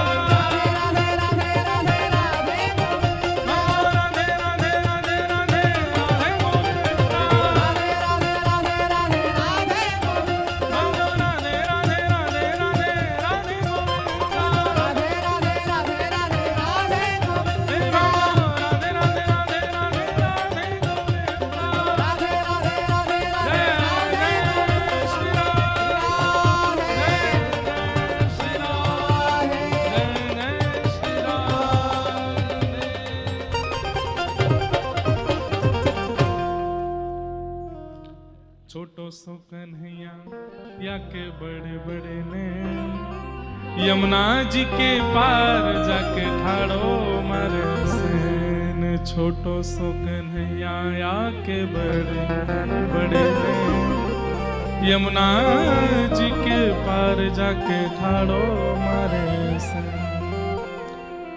ऐसे ठाकुर जी धीरे धीरे ऊधमन में प्रवेश कर रहे हैं। बंधुओं, व्यक्ति अपनी स्थिति का भान तभी भूलता है जब प्रेम अतीत हो जाता है, अति हो जाए। हमारे पूज्य महाराज जी आज पधारे हैं। आप हमारी श्री वैष्णव परंपरा के आचार्य चरण हैं, हमारे लिए गुरु हैं। आप 1000 बार बुलाने पर एक स्थान पर एक बार जाते हैं, पर अति प्रेम के कारण पता है कि लाला यही हैं, हम भी यही हैं, तो सुबह उत्सव में भी आए, कथा में भी आए। ये प्रेम के कारण होता है। आप हमको कथा के अलावा बुला के देखना एक बार, आ ही नहीं पाएंगे। अपने परिवार वालों के पास ही नहीं जा पाते, अपने रिश्तेदार नातेदार उनके पास ही नहीं जा पाते। भाग्यनगर में ऐसे कई परिवार हैं जिनकी गोद में हम बचपन में खेले हैं, वो आए होंगे घर पे, पिताजी के शिष्य, लेकिन बेचारे बस दूर से ही देख रहे हैं, नहीं जा पा रहे हैं हम। इसका मतलब ये नहीं कि प्रेम नहीं है, लेकिन अब वहां तो समय नहीं है इसलिए नहीं जा पा रहे। पर प्रेम का एक स्वरूप होता है कि प्रेम में व्यक्ति अपना स्वरूप भूल जाता है और फिर अपने प्रेमी के लिए कैसे भी करके कुछ ना कुछ सहज स्वरूप प्रकट करता है। सहजता का प्रादुर्भाव ये प्रेम का प्रतीक है। परब्रह्म है ये जो सैन चला रहे हैं, ये परमात्मा है। इनकी एक भ्रगुटी टेढ़ी करने पर भूचाल आ जाता है तीनों लोकों में। इनके जरा से क्रोध भर के इंद्र की ओर देखने मात्र से स्वर्ग में भूकंप होने लग जाता है। ये जब अपने सिंहासन से पैर नीचे रखते हैं तो शेषनाग कंपायमान हो जाते हैं। इनकी श्वास लेने और छोड़ने से समुद्र में उफान भरता है वो परमात्मा। ब्रज में देखो, ग्वाल बालन के संग डोल रहे हैं, उनके संग खेल रहे हैं, उनके संग कूद रहे हैं। अरे कहां तक कहें, अब पद में ढूंढूं तो मुझे मिल जाएंगे, हैं पद मैंने पढ़े हैं। ठाकुर जी ग्वाल बालों के संग कैसे खेल लीला करते हैं, बोले चलो मेरो आज घुड़सवारी करवे को मन है, तो घोड़ा बन जा, चल ए मधुमंगल घोड़ा बन। मधुमंगल घोड़ा बन गए, ठाकुर जी के ऊपर बैठ गए। अब थोड़ी देर तक तो मधुमंगल चलता रहो, थोड़ी देर बाद मधुमंगल उठ गए, सो ठाकुर जी गिर गए। अरे जी का होता है ना, बोले अब मैं ही बनो रहूंगा, अब तू बन। ठाकुर जी घोड़ा बने, और जब मधुमंगल बैठ रहा था ना उनके ऊपर, उस समय आकाश में 33 कोटि देवता हाथ जोड़ करके थर थर कांप रहे थे। बोले अरे मधुमंगल, तुमको पता है तुम किस पे बैठ रहे हो? गरुड़ जी महाराज के नेत्र लाल पड़ रहे हैं, बोले मैं अभी जाता हूं, चीर दूंगा इसको बीच में से। लेकिन ठाकुर जी ने सबको कह रखा है, यहां मेरा प्रेमावतार हुआ है, मेरे पौरुष, मेरे पराक्रम, मेरे ईश्वरत को भुला करके मैं लीला कर रहा हूं। इसलिए भगवान धराधाम पर 100 वर्ष से अधिक रहे श्री कृष्ण, लेकिन 11 वर्ष 56 दिन की व्रज की लीला सब पे भारी पड़ जाती है। भगवान का ऐश्वर्य एक तरफ, भगवान का पराक्रम एक तरफ, भगवान के वैदुष्य एक तरफ, और व्रज का प्रेम सब पे मानो जैसे ऐसे पानी फेर देता है सब। आप महाभारत की कथा सुन लीजिए, उसमें गीता का ज्ञान जब श्री कृष्ण देते हैं तो कृष्ण की ज्ञानमयी वाणी सुन लेना, विराट रूप का वर्णन सुन लेना। द्वारिका में कितने, एक दिन में हम और हमारे गुरुदेव जो हमको पढ़ाते हैं, जब हम मिलते हैं तो हम कुछ ना कुछ नया करते हैं। तो एक दिन हम और गुरुजी बैठ करके हिसाब लगा रहे थे कि भगवान ने पृथ्वी पर आकर कितने दैत्यों को मारा। श्री कृष्ण ने करोड़ पार कर गए, करोड़ों दैत्यों का वध किया। आंकड़ा लिखा है, जब कल मथुरा से द्वारिका जाएंगे ना, वहां पे वो आंकड़ा लिखा है, मैं बताऊंगा कितने कितने दैत्य मारे ठाकुर जी ने। पर वंशी बाकी सबको शून्य कर देती है। व्रज का रास 16,108 विवाहों पर पानी फेर देता है। गिरिराज धरण लीला द्वारिका लीला को फीका कर देती है। क्यों? क्योंकि यहां प्रेमी श्री कृष्ण है। मैं एक बात कथा में कहा करता हूं, आज गोवर्धन लीला है ना कथा में, व्यक्ति जब भारी वस्तु को उठाता है ना तो अपने शरीर के 3-4 भागों को टेढ़ा मेढ़ा कर देता है। ये स्पीकर रखा, इसको उठाने के लिए मुझे घुटने टेढ़े करने पड़ेंगे, कमर टेढ़ी करनी पड़ेगी, हाथ भी उठाने पड़ेंगे, बहुत टेढ़ा मेढ़ा होकर के, और बड़ा वजन उठाते हैं तो बहुत फिर जोर लगा करके उसको धारण करते हैं। भारी वस्तु को उठाने में शरीर के अंग प्रत्यंगों को टेढ़ा किया जाता है। पर अब ये है, इसको उठाने के लिए हमें कुछ नहीं करना पड़ा, उठ गया, क्योंकि भार नहीं है। लेकिन कृष्ण लीला में 7 कोस लंबे चौड़े गिरिराज पर्वत को ठाकुर जी ऐसे उठाते हैं सीधे, और 40 ग्राम की वंशी को पाम टेढ़े, कमर टेढ़े, गर्दन टेढ़ी, और फिर ऐसे उठाते हैं, सब टेढ़े है जाए। क्यों? गिरिराज धारण में प्रभाव का दर्शन है और वंशी धारण में प्रेम का दर्शन है। ठाकुर जी मानो टेढ़े क्यों खड़े हैं वंशी धारण में? ये हाथ पांव टेढ़े क्यों किए ठाकुर जी ने? ठाकुर जी कह रहे हैं मेरे अंग प्रत्यंग कोई के सामने ना झुकेंगे सिवाय प्रेम के। प्रेम के आगे झुक जाऊंगा।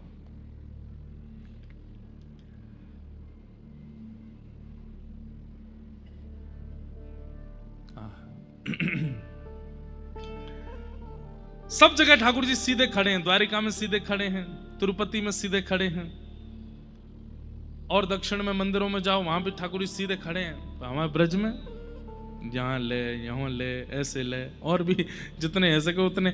एक जगन्नाथपुरी के पास में एक गोपीनाथ जी हैं, टोटा गोपीनाथ, टोटा गोपीनाथ।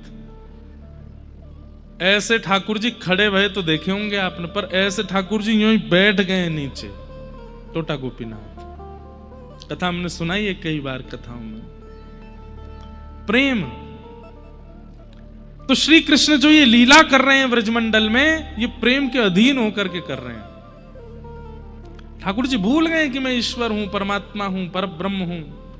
और दूसरा कारण, पहला तो ठाकुर जी, अच्छा एक बात कह दें, कोई अतिशयोक्ति नहीं, श्री कृष्णावतार भगवान का स्वांतः सुख है। क्या है? निज सुख, खुद को सुख देने के लिए ठाकुर जी ये लीला कर रहे हैं।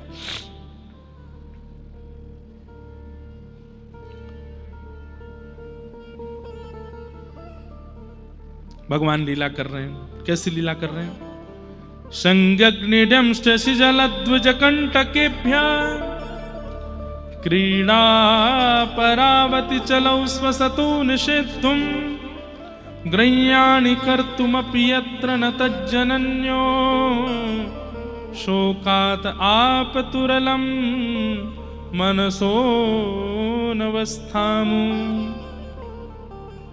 भगवान लीला कर रहे हैं। श्रृंगी गैयाओं के सींग पे चढ़ जाते हैं, अग्नि मैया की चूल्हा की अग्नि लेके भाग जाते हैं। ड्यमष्टि रोज अपने दांत गिनते हैं कितने निकल आए, और जब एक्स्ट्रा दांत नहीं निकलते तो रोते मैया के पास जाए के, मैया मैया कहे तू काय को रोवे? बोले मैया मुझे तो ऐसा लगे मैं तो खूब दूध पीऊं, खूब मक्खन खाऊं, खूब दही खाऊं, मुझे तो ऐसा लगे जब मैं तेरे गर्भ में हतो ना, तेने खावे पीवे में कंजूसी कर रही, तभी मेरे दांत नहीं निकल रहे। मैया तेने मेरे संग ऐसा कायब की हो। बड़ी लीला करते हैं ठाकुर जी। संग अग्नि डमष्टि जल, जल में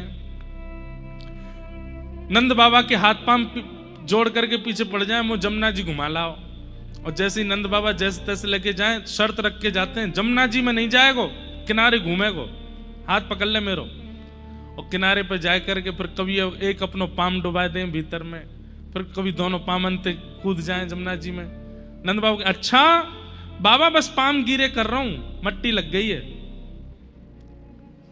और फिर करते करते करते जैसे ठाकुर जी पता चले यहाँ ने गहरो है, सोई गलती ते हाथ छुड़ाए के वहां में कूद जामे और कूद करके कहें, अरे बाबा बाबा मैं तो डूब रहा हूं डूब रहा हूं डूब रहा हूं। जैसे ही नंद बाबा हाथ, लाला हाथ पकड़, सोई ठाकुर जी दोनों हाथन ते बाबा पकड़ के उन्होंने गेल ले। क्यों? अकेले डांटना है पड़ेगी, दोनों में पड़ेगी अब। मैया नंद बाबा के चल लाला तेरी शिकायत करूंगा आज मैं। ठाकुर जी के आज तो मैया बहुत मारेगी, गिरो है गऊ में पूरा, मेरे बाल गिरे। अच्छा ठाकुर जी के केश बड़े बड़े हैं, मैया जैसे तैसे ऐसे जूड़ो सो बनाए के यहाँ रखे, आज सब गिरे है गए। अब जैसे ठाकुर जी अच्छा एक अंदर की बात बताएं, हमारे ब्रज के लाला हफ्ता में 1 या 2 बार नहाते हैं बस, रोज नहीं नहाते। और रोज नहाते हैं पता कैसे? वस्त्र गीलो करके मैया आंख पहुंचते, नाक पहुंचते, गाल पहुंचते, कान पहुंचते, हाथ पहुंचते, है को नहा लियो लाला, बस इतना ही बहुत है। दाऊ दादा के मैया तू यार नहावे क्यों ना है? बोले बिना नहाए तो पूरे दिन नजर लगी रहे यार, नहाए दूंगी तो क्या होएगा। और जादना मैया नहावे, ठाकुर जी आज नहाए हैं, नहा करके फिर मैया बढ़िया सुंदर उर्दपुंड लगाती है, पत्रावली का श्रृंगार करती है। ठाकुर जी को पत्रावली बहुत प्रिय है। ठाकुर जी को पधराने के बाद कभी विशेष उत्सव पे ठाकुर जी जैसी पत्रावली अपने लगा ले करो, अच्छा लगता है ठाकुर जी को, पत्रावली लगा ले। सुंदर गले में कंठा पहनावे, हार पहनावे, कौंधनी पहनावे, बढ़िया रेशमी धोती पहनावे, एक सुंदर पटका यहाँ पे डाल करके लाला के हाथन में धारण करा दे, मोटे मोटे कड़ूला पहनावे। सुंदर ठाकुर जी जब तैयार रह जाएं, दूर ते मैया देखें, लाला की बलैया लेवे, आरती कर दे, और आरती करवे के बाद फिर के लाला इतकुआ गोद में बैठा के फिर आंखन में जितनों काजल लगो सब फैला दे, जितनी पत्रावली बनी सब मिटा दे, बाल ठीक है सबन को बिगाड़ दे, और जितने श्रृंगार करें सबन को अस्त व्यस्त कर दे। ठाकुर जी बोले मैया तू बड़ी विचित्र है, पहले तो श्रृंगार करे फिर सबन बिगाड़ दे। मैया की भावना है मैं अपने लाला को श्रृंगार करूं, फिर मैं ही देखूं, फिर कोई और नहीं देखे, बाकी सबन को लाला इतना सुंदर नहीं दिखे। यशोदा जी की प्रेम लक्षणा भक्ति बंधुओं बहुत दिव्य है। कभी अवसर मिलेगा ना, केवल यशोदा जी के प्रेम पर चर्चा हो 7 दिन, कैसा प्रेम है यशोदा जी का। ठाकुर जी सोचने लगे कि आज तो मैया डांटेगी, मेरे बार गिरे है गए। तो जैसे ही नंद भवन आयो, तुरंत बाबा की हाथ छोड़ करके भागे दौड़ के, नंद बाबा भी तो गिरे हैं। नंद बाबा कहते आ रहे हैं चल घर तेरी शिकायत करूंगी, आज मैया ते जाके कहूंगी तू ऐसा वैसा उधम मचावे। ठाकुर जी पहले ही दौड़ करके गए, और जैसे यशोदा मैया गोद में गए, अरे लाला तो रो काई को रोए, जोर जोर से रोने लगे। और तेरे बार की, अच्छा तू जमुना जी में नहायो? मैया मैं सांची कह रहा हूं, नंद बाबा को नहावे को मनो सो मुंह में धक्का दे दियो, देख मैया बाबा गिरो आ रहा होगो। यशोदा मैया गोद में लेके बाहर आई तो देखी नंद बाबा गिरे। मैया बोली बुढ़ापे में शर्म ना आवे तुम्हें? मैंने बोल के भेजी कि आए मत गिरी, जाए मत लेके जाइयो जमुना जी मत नवी, खुद तो नहाए, लाला हुए धक्का दे दियो। नंद बाबा बोले यशोदा जी वास्तव में हमारो ही लाला है, इतना झूठ बोला है, इतना झूठ बोला है कि कहा बताऊं। ठाकुर जी कंठ ते लगे, देख ले मैया सुबेरे तो गोपी में झूठो झूठो के, अब बाबा झूठो कह रहा है। मैया कहे ना मेरो लाला झूठो ना है। और जैसे ही मैया अंदर घर में ले जाने लगे, नंद बाबा कहे वारे लाला बहुत उद्यमी है, सब पीछे तो ऐसे हाथ दिखाते हैं। ऐसे ठाकुर जी की लीला। ये सब क्यों कर रहे हैं ठाकुर जी? सबके चित्त में प्रेम प्रकट कर रहे हैं। यही बात तो कह रहे थे वेदव्यास जी से कि आपने सब जगह प्रभाव दिखाया श्री कृष्ण का, उनका स्वभाव क्यों नहीं दिखाया कि वो कितने प्रेमी हैं, कितने प्रिय हैं। इसी कलिकाल में ऐसी ही लीलाएं ठाकुर जी ने गुसाई विठलनाथ जी के साथ की, कुम्मन दास के साथ की, गोविंद दास के साथ की, मीराबाई के साथ की, सब अपने प्रिय वैष्णवों के साथ भी ठाकुर जी ऐसी लीला करते हैं। हम वंचित रह रहे हैं, पर अनुभव करोगे तो आपको भी उस लीला का अनुभव हो जाएगा। ठाकुर जी संज्ञग्नि डमशि जल द्विज कंटकेभ्य। द्विज एक बहुत सुंदर लीला है कि ठाकुर जी रोज नंद भवन ते सवेरे निकस के जामे और राह में जो भी साधु मिले, महात्मा मिले, ब्राह्मण मिले, संत मिले, वैष्णव मिले, वाकू देखते ही दंडवत प्रणाम करें। और ठाकुर जी को दंडवत कर तो देख सबके मन पिघल जाए। अरे नेक्सस लाला कैसी लोट रो है जमीन में, अरे लाला ऐसे दंडवत ना करे करे, तू काय को दंडवत, मैं तो सवेरे तो ढूंढ रहा हूं वहां पे। और ये बात ठाकुर जी सबसे कहते हैं जितने मिलते हैं, कोई जान पहचान नहीं है। गोकुल में गलती से कोई वैष्णव आ जाए, ठाकुर जी उसको दंडवत प्रणाम करते, तो सवेरे ते आप पे ढूंढ रहा हूं, मोए लाला मोए तू मोए जाने, मैं ना जानू, मेरे बाबा जाने आपको। टमाटर है सब्जी आन दयादारी के शाम को बताऊंगी। और जाए के पवा में, इतने में दूसरे संत आ जाए, उन्हें पवा में सबन। अच्छा पवाने के बाद दक्षिणा दो नहीं तो फिर भोजन कैसा, सबको दक्षिणा देते हैं। शाम को ठाकुर जी आते हैं, यशोदा मैया बैठी है, अरे लाला इतकुआ। ठाकुर जी का हाँ मैया बता, ये तू कैसे कहा करे सवेरे जाए के सबरे संत महात्मा ने न्योता दे दे कि घर जाओ मैया इंतजार कर रही है। और यहां इतने महात्मा आ गए, सवेरे तो 200 महात्मा ने पवाए चुकी हूं भोजन। लाला मोए पवावे में दिक्कत ना है, लेकिन पहले पता हो कि 200 महात्मा आवे तो रसोई वैसी बने। अब यहां 4 आदमी इनके काजे सब्जी बने और आज हमें 200, बार बार चूल्हो जलानो पड़े, काय को करे तू ऐसो। मैया तू मेरी बात मानेगी? बोले हाँ। देख मैया 2 कारण। बोले कैसे? बोले पहलो कारण मैंने एक कथा में सुनी, घर में जितनो धन है वह धन को कैसे भी करके व्यय करना चाहिए सेवा में। मुझे ऐसा लगे नंद बाबा की इतनी संपत्ति है, यशोदा मैया की इतनी संपत्ति है, कहीं यह संपत्ति तो मेरी मति खराब नहीं है जाए, कहीं मैं बड़ा हूं मेरी मति खराब है तो। या हमारे अबई बालपन में ही मैया तो खूब दान करवाए दूं, तो मैं घर भेज दूं बिन बताए तो रोटी बना बना के सबन ने पवाए दे, दान करे बातें मैया, भविष्य में मेरी मति ही सुंदर होएगी। मैया बोली लाला बात तो ज्ञान इनकी सी करे। हाँ मैया यही मारे मैं भेज दूं, ताकि अन्न दान, वस्त्र दान और धन दान ये हमारे नंद बाबा और यशोदा मैया को है तो रहेगा, धन शुद्ध होगा तो मैं भी पवित्र रह जाऊंगा। यशोदा मैया अच्छा दूसरा कारण कहा है लाला, तूने कही ना 2 बातें। ठाकुर जी बोलो वो ना बताऊंगा। ना बतानी तो पड़ेगी लाला। ठाकुर जी बोले मैया बता दूं तू मारेगी तो नहीं? ना मारूंगी। बोले मेरी सौं खा ना मारेगी। मैया बोली मैं ना मारूंगी तू बता ना। बोले पहले हाथ छोड़ मेरे ताकि मैं भाग सकूं। मैया बोली ऐसी कहा बात, अब तो हाथ पकड़ और लियो। ठाकुर जी बोले मैया हाथ छोड़ दे मैं तुरंत बता दूंगा। मैया ने ले छोड़ दी, अब बता।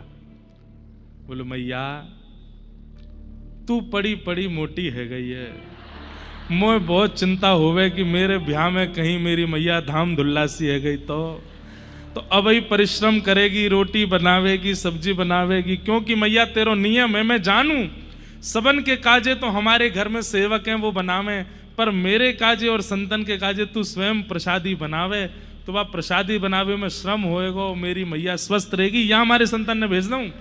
मैया बोली दारी के तो बताओ, पीछे छड़ी लेके मैया भाग रही आगे आगे, ठाकुर जी मोटी है गई हूं मैं। ऐसे ठाकुर जी लीला करें, चित्त में ऐसे बस गए हैं ब्रजवासियों के कि सोते हैं तो श्री कृष्ण याद आते हैं, उठते हैं तो श्री कृष्ण याद आते हैं, चलते हैं तो अरे कहां तक कहें, गोपियां जिनका घर यमुना जी के तट पर है वो जानबूझ करके नंद भवन तक आती हैं और फिर वहां घूम करके मटकी लेके जामे भीतर देखती भाई कि दिख जाए कन्हैया। कि वत्सान मुंचन क्वचिद समय क्रोश संजात हास स्तेयं स्वातत्तधिपयः कल्पितैस्तेययोगै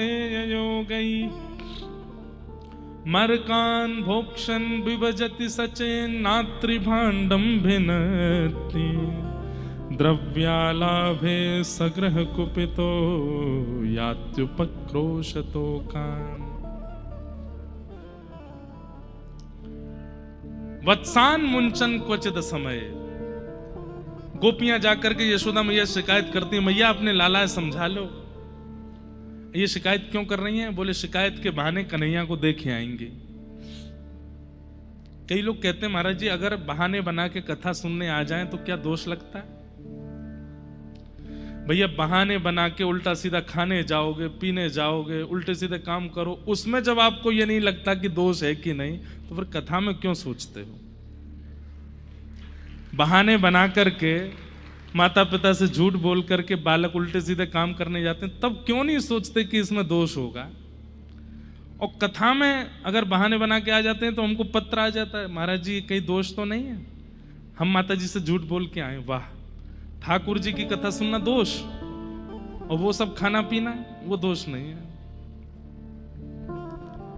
ठाकुर जी की कथा कैसे भी सुनी जाए, भगवत स्मरण कैसे भी किया जाए, भाव कुभाव अनख आलस हो, नाम जपत मंगल दिश दश हो, बस भगवान नाम स्मरण होना चाहिए, चाहे जैसे हो।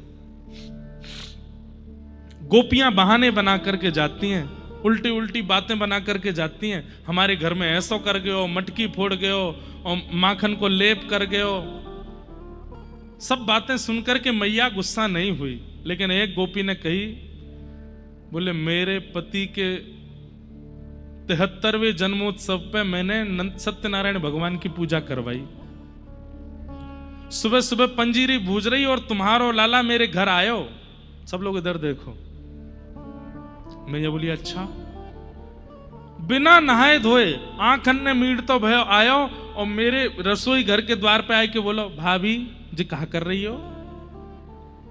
मैंने कि लाला दूर दूर दूर भीतर मत आइयो,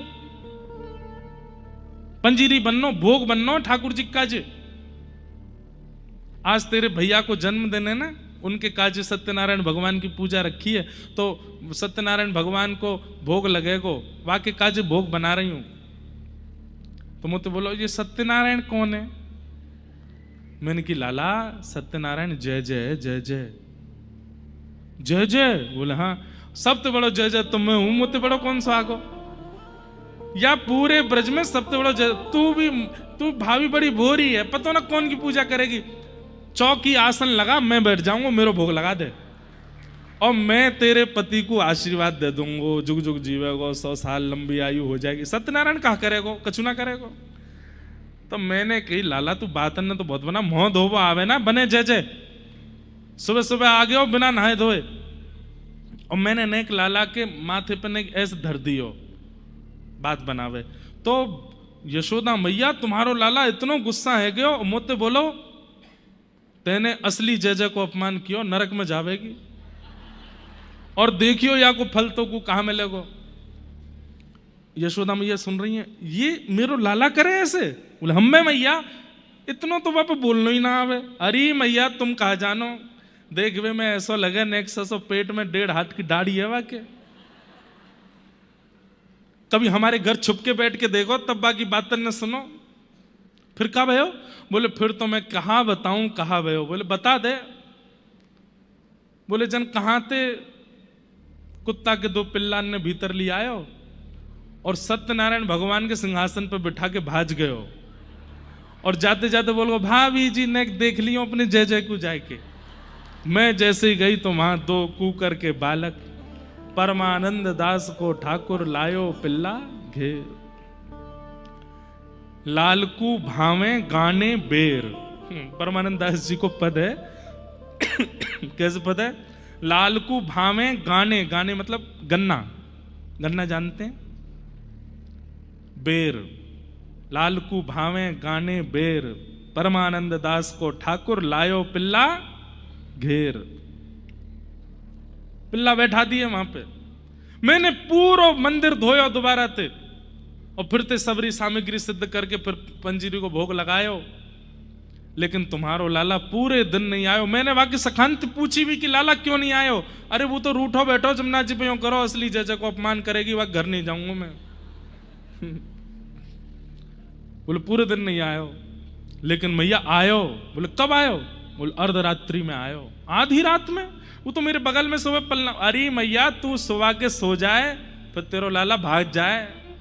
आधी रात में आयो और सोते भय मेरे पति के बगल में मैं सो रही, उनकी दाढ़ी और मेरी चोटी बांध के भाज गए। सवेरे जब उठे तो पति की दाढ़ी खींची, मेरी चोटी खींची, ऐसा उधम करे तुम्हारा लाला। यशोदा मैया बोली मोए भरोसा नहीं है, मैं बुलाऊंगी लाला। यही तो चाह रही थी गोपियां कि बुला मैं। मैया ने आवाज लगाई, लाला ओ कन्हैया जल्दी आ। अब और देना तो मैया बड़े प्रेम से जावे, लाला के पाम दबावे, बड़े आनंद से उठावे। आज मैया नीचे तो ही चिल्ला रही है।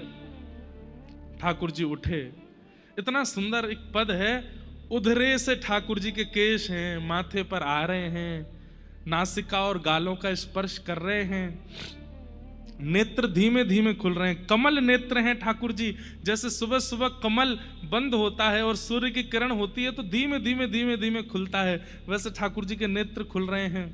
रात में दूध पी के सोए हैं तो होठ के बगल से दूध की सफेदी थोड़ी थोड़ी सी यहां पे जम गई है।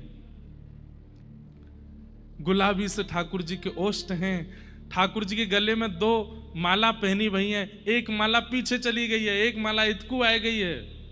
उठे हैं सो के और बोले रात में छोटी सी कछनी पहनाई मैया ने धोती की, और वो कछनी ऐसी है गई है कि बस नेक जोर लगाओ तो वो खुल ही जाएगी पूरी। उधर गई है पीछे से। पामन में पाजे छुम छुम करते हुए ठाकुर जी चरण धर कहीं रहे हैं, जा कहीं रहे हैं, सो के उठे अभी होश में नहीं है ज्यादा, और ढूंढ रहे हैं मैया तू कहां है। तो मैया कह रही मैं नीचे हूं इतकुआ। और ठाकुर जी आंख मीटते मीटते जब नीचे आए, इतनी सारी गोपी खड़ी हैं। देख करके ठाकुर जी डर गए और डौर करके गए यशोदा मैया के अंक में जाके लिपट गए। उसी समय ब्रह्मा जी बोले, वेद तरु प्रतिशाखम मृगितम मिलितम न तद ब्रह्म। मैंने वेदों को खोज लिया, मुझे ब्रह्म नहीं मिला। मैंने शास्त्र पुराणों को पढ़ डाला लेकिन मुझे परमात्मा नहीं मिला। लेकिन तभी बोलते मिलितम मिलितम, मिल गया मिल गया मिल गया। बोले कहां मिला? बोले एक गोपी के आंचल में लिपटा हुआ मिल गया, ये रहा पर ब्रह्म।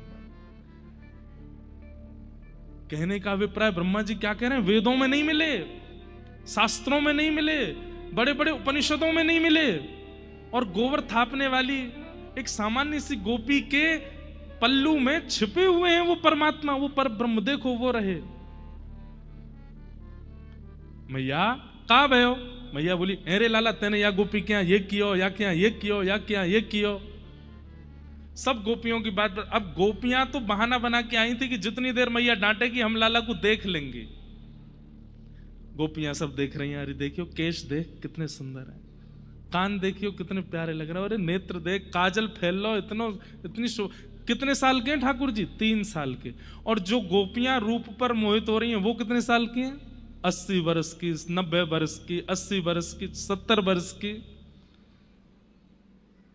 3 वर्ष के बालक के प्रति प्रियतम जैसा भाव,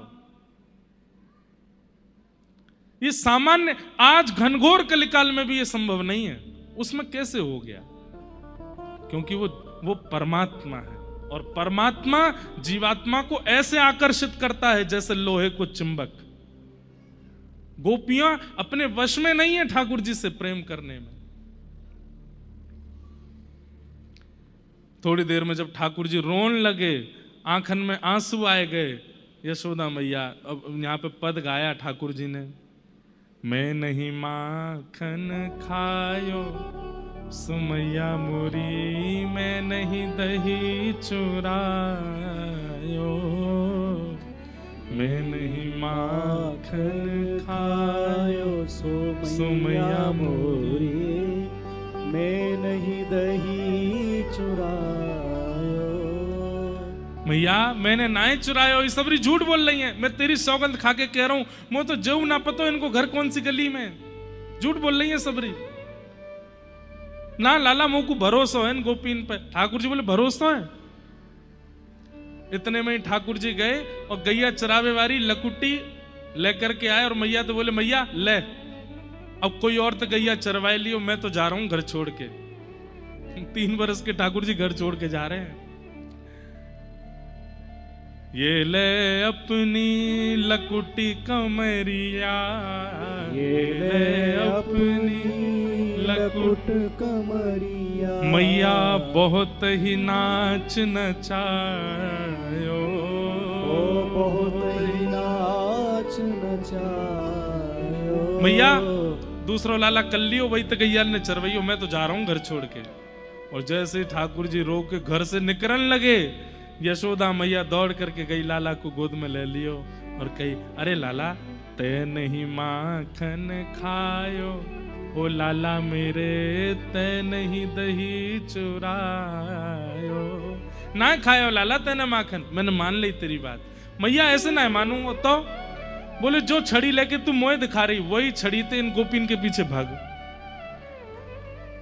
मैया ने उठाई छड़ी और सबरी गोपी भाग रही और मैया लेके पीछे भाग। आज के बाद मेरे लाला पे कोई तानो मत दियो। ठाकुर जी ताली बजा रहे, हंस रहे जोर जोर। तो भैया आज तो बहुत आनंद आयो। ऐसे ठाकुर जी बाल लीला करते हैं।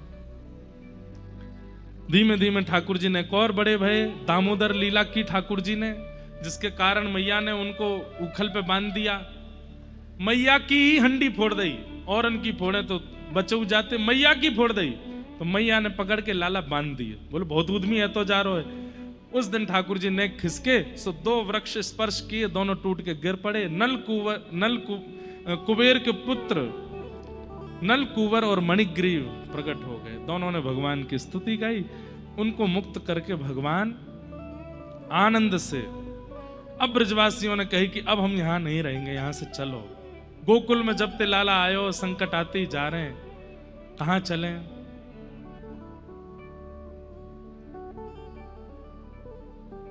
आहा, जहां विराजत राधा रानी, जहां विराजत राधा रानी, दर्शन गोविंद जी को अली मन लागे, वृंदावन को। दर्शन गोविंद जी को अली मन लागे। हमारे ब्रज में सखी को आली बोलते हैं। क्या बोलते हैं? आली। हे लागे वृंदावन को आली माने लागे, वृंदावन को लागे वृंदावन को आली माने लागे, वृंदावन करताल बजा के गाओ।